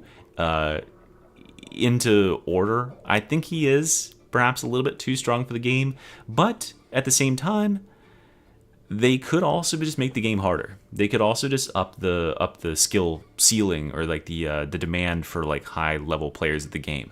I think that would be my preferred thing for Dark Tide going forward, is to just, you know what, we can keep this. This could be the new standard for classes, but there needs to be something even harder to grind against, because players in the middle to low end of the spectrum, they love this class, right? They're having a lot of fun with the class, and that at the end of the day is the operative thing, is have fun with it.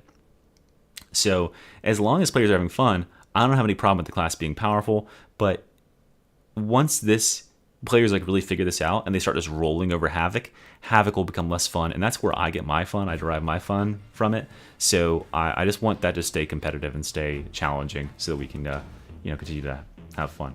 Yeah. Okay. Well, that was a good video, I think. If you've made it this far, comment and say what should they comment, chat? What should they comment in the bottom of the video to let me know that they watched the entire thing?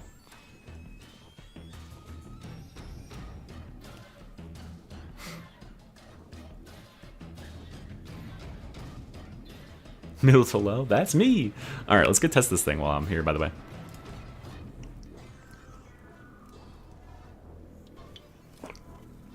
Barktide OP. Thank you, James. They should comment... There you go. Thank you, Bones Throne. They should comment 41.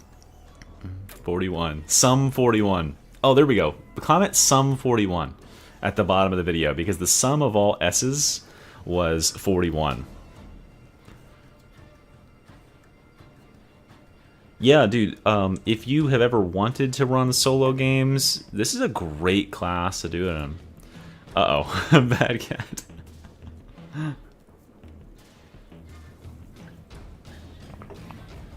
Alright, let's check out this bleed thing. We might have one more S tier perk on our guys. It might be some 42-year-old. 42! There's something about that number!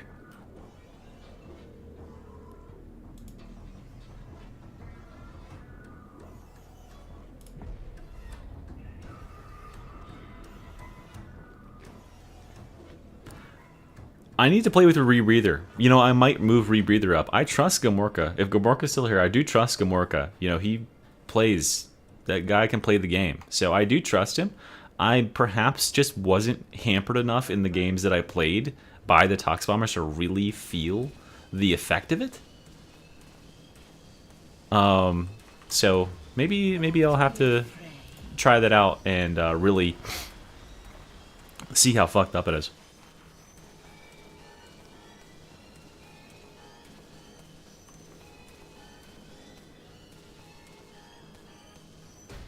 No, honestly, that could be pretty good. Alright, let's check this out.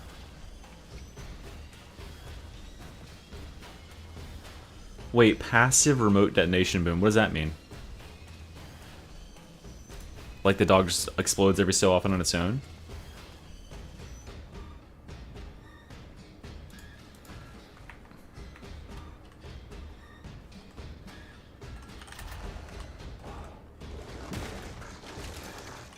Oh, fuck.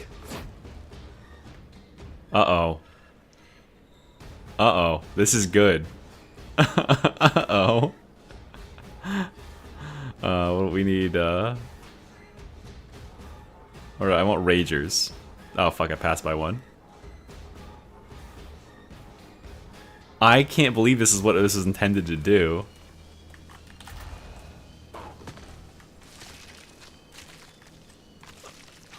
Oh, wow, and it's so much more consistent at the knockaway effect. Oh, this is actually really good. Okay, never mind. The fact that it applies to the target that you hit is really big. And it applies double stacks to them if they actually get pounced. Okay. Wait, I want to try something. Hold on.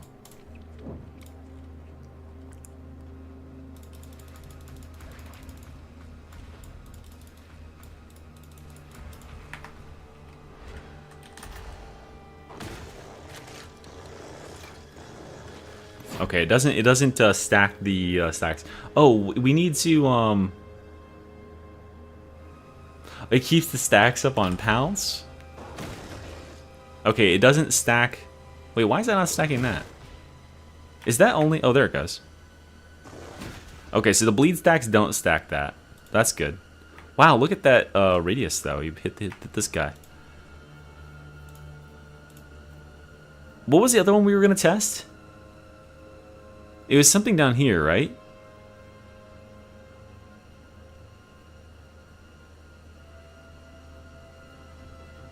What was it?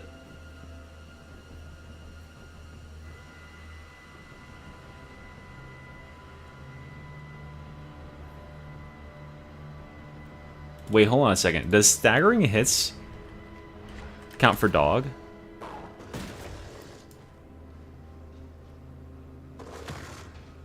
No. Okay, good. Wait, I don't have this on my buff bar. That's why it's not showing. Okay, hold on. Fuck.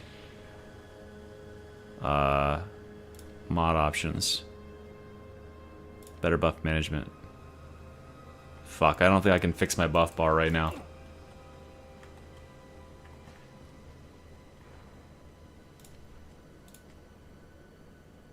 Yeah, the bleed node is what we're talking about.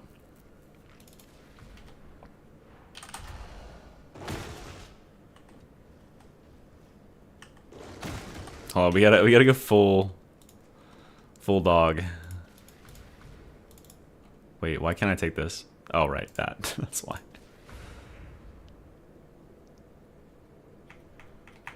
Okay, hold on. Fuck off.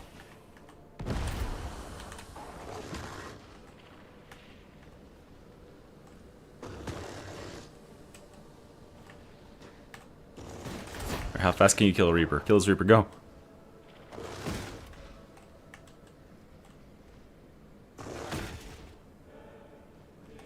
That's pretty good. 2 pounces.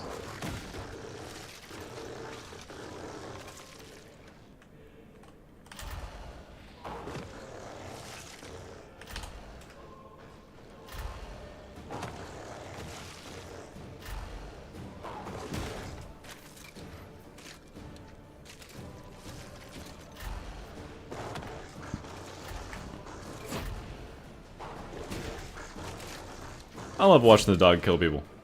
The dog brittleness, no, that's right. That's what. Thank you for reminding me of what that was. Boom. Okay.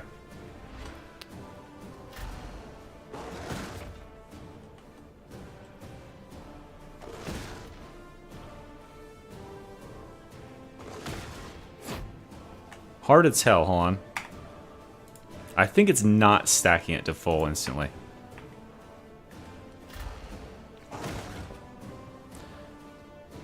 $98, $97, $115. So what we would expect is that it would stack up more with the electricity, right? Wrong enemy.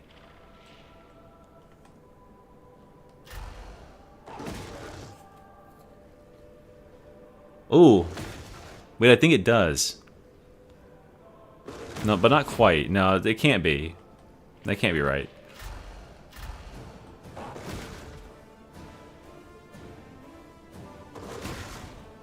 Nah, because it's doing more damage every time he hits him. So it must be stacking up further and further. It seems to be going higher every time he hits again. Oh, we gotta get a boss.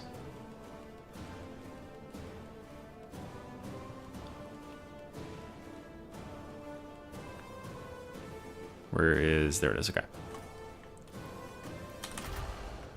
Why is my cursor on screen?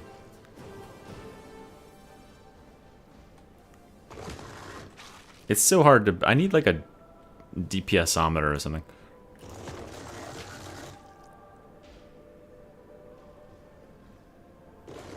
Well, I mean, as you can see, the brittleness doesn't have any effect on these guys. Like, that's not tangibly increasing the damage.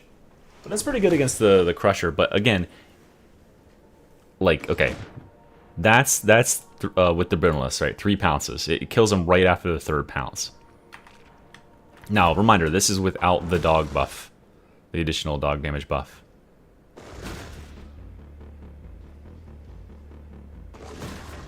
Okay, so it takes a Crusher from 3 pounces to 4 pounces.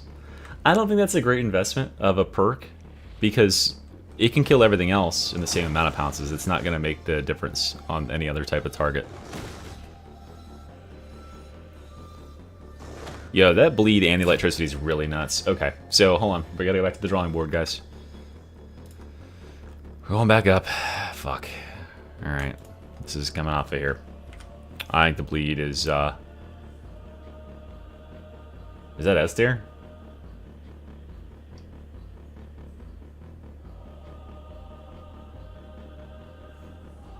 Allegedly. Killed JTC. I don't actually know JTC. I just said that because it was funny. Wait, why did I grab this D? I didn't mean to grab that D. I meant to grab this. That seems pretty good.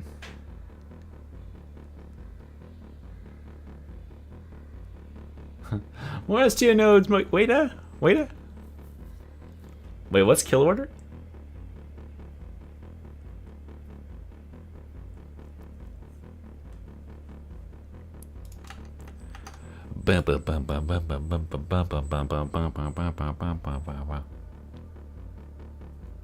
Oh, this, yeah.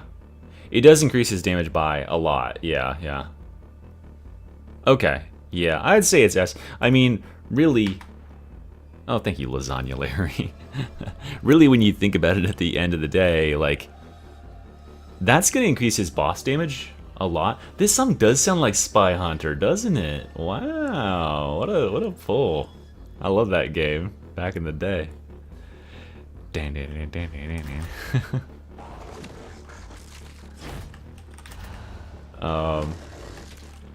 Yeah, like this does it sizably increases damage against larger targets. I wish he could attack faster against the boss in order to get the bleed stacks up, but I guess that they probably very intentionally structured it like that.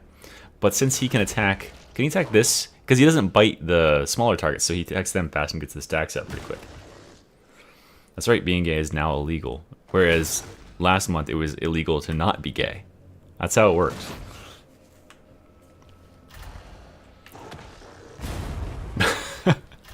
I kind of wish the dog got ragdolled by explosions, don't you guys? I wish like he would like pounce somebody and just send him to the moon. Okay, so just for perspective, those enemies that just pounced were not marked. Like that's a marked enemy. Okay, he just died.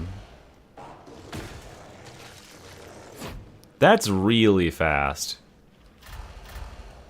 This dog is scary. Like, that's really fast. Wow. Okay, he didn't have the buff there. Let's try that again with the buff. Hold on. What did I just click on? I clicked out of the fucking window.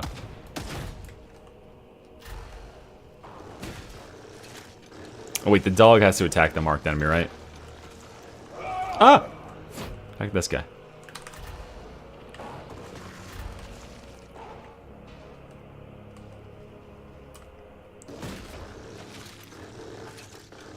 That's pretty damn fast.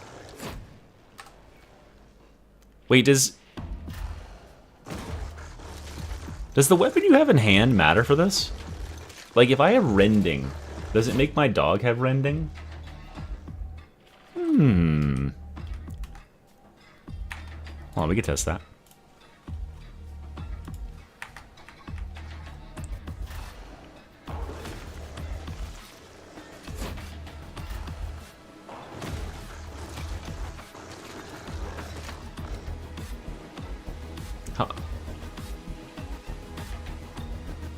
It's not a completely mechanical dog. Look. Oh wait, hold on.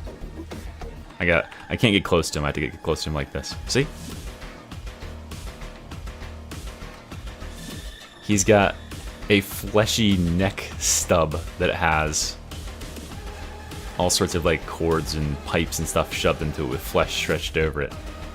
It's more disturbing than you thought it was a second ago.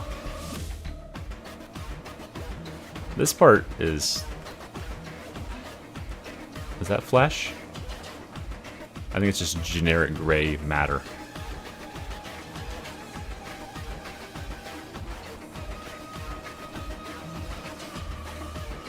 That's a 5090, baby.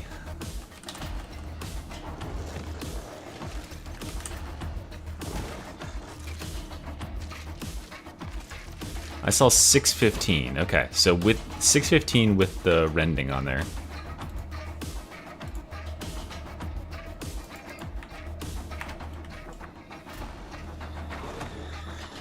Wait, we have to attack this target.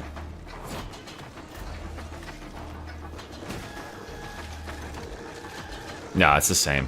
So rending, your rending does not apply to them. They'll be adding paid. Are you kidding, Joe Robo? They're coming. Don't worry.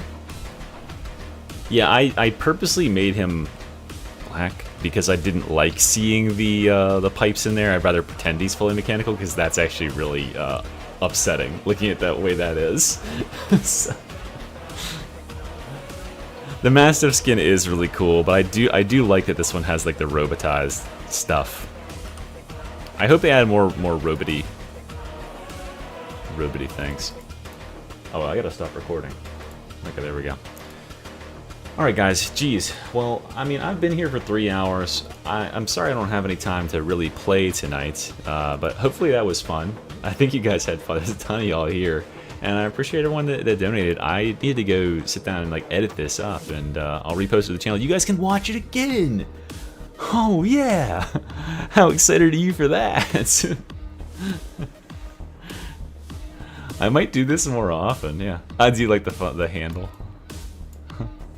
I would love, there should be an ability where you grab onto the handle and go for a little ride. Like, for a little speed. That's what they should do with the middle keystone right here. They should, and take this out, and this should be, you jump on the dog and you ride it. Because this, what this class needs is to be able to run twice as fast. Let me run around like Rinda Karnak does. Yeah, use the handle. If there's 2 of them on the team, the Ogren can grab onto them and it'll pull them like a sled. That would be good. Alright guys, well, I appreciate you. I'm going to end the stream when I'm going to try to solo everything that's here. Okay, we're going to kill everything that's in the arena. And if I can't do it, then I have to end the stream. Let's see, what's the best build? Is it Arbites? This seems pretty good.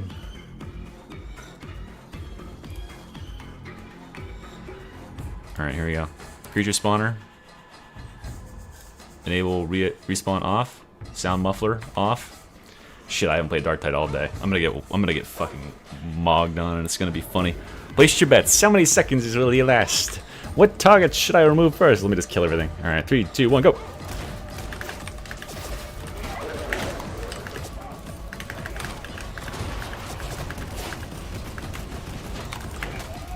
Joke's on you, I have a dog. And I'm invulnerable. Throw me! You fuck! Eh.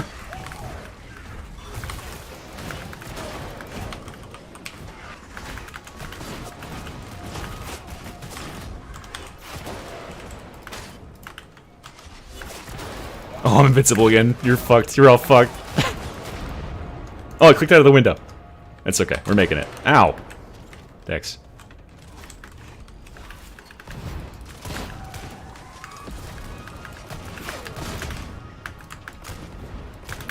I can't see that. I need rebreather!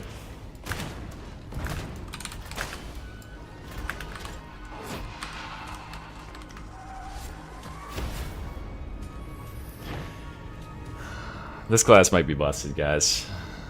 A little bit busted. I clicked out of the window. Fuck. Is that it? Alright, I won. Yay! The stance just like turn it on, kill 15 enemies, comes back instantly. Alright, GG guys. Thanks for watching. I appreciate you. The invincibility thing. Good stuff. I did it. Alright, bye everybody. What it makes me, it's called Castigator stance. You haven't heard of it?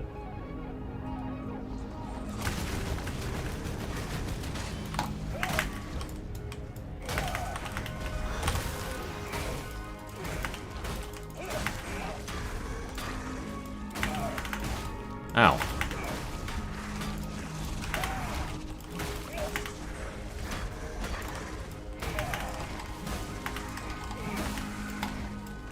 Why isn't my dog attacking? That would be helpful, wouldn't it?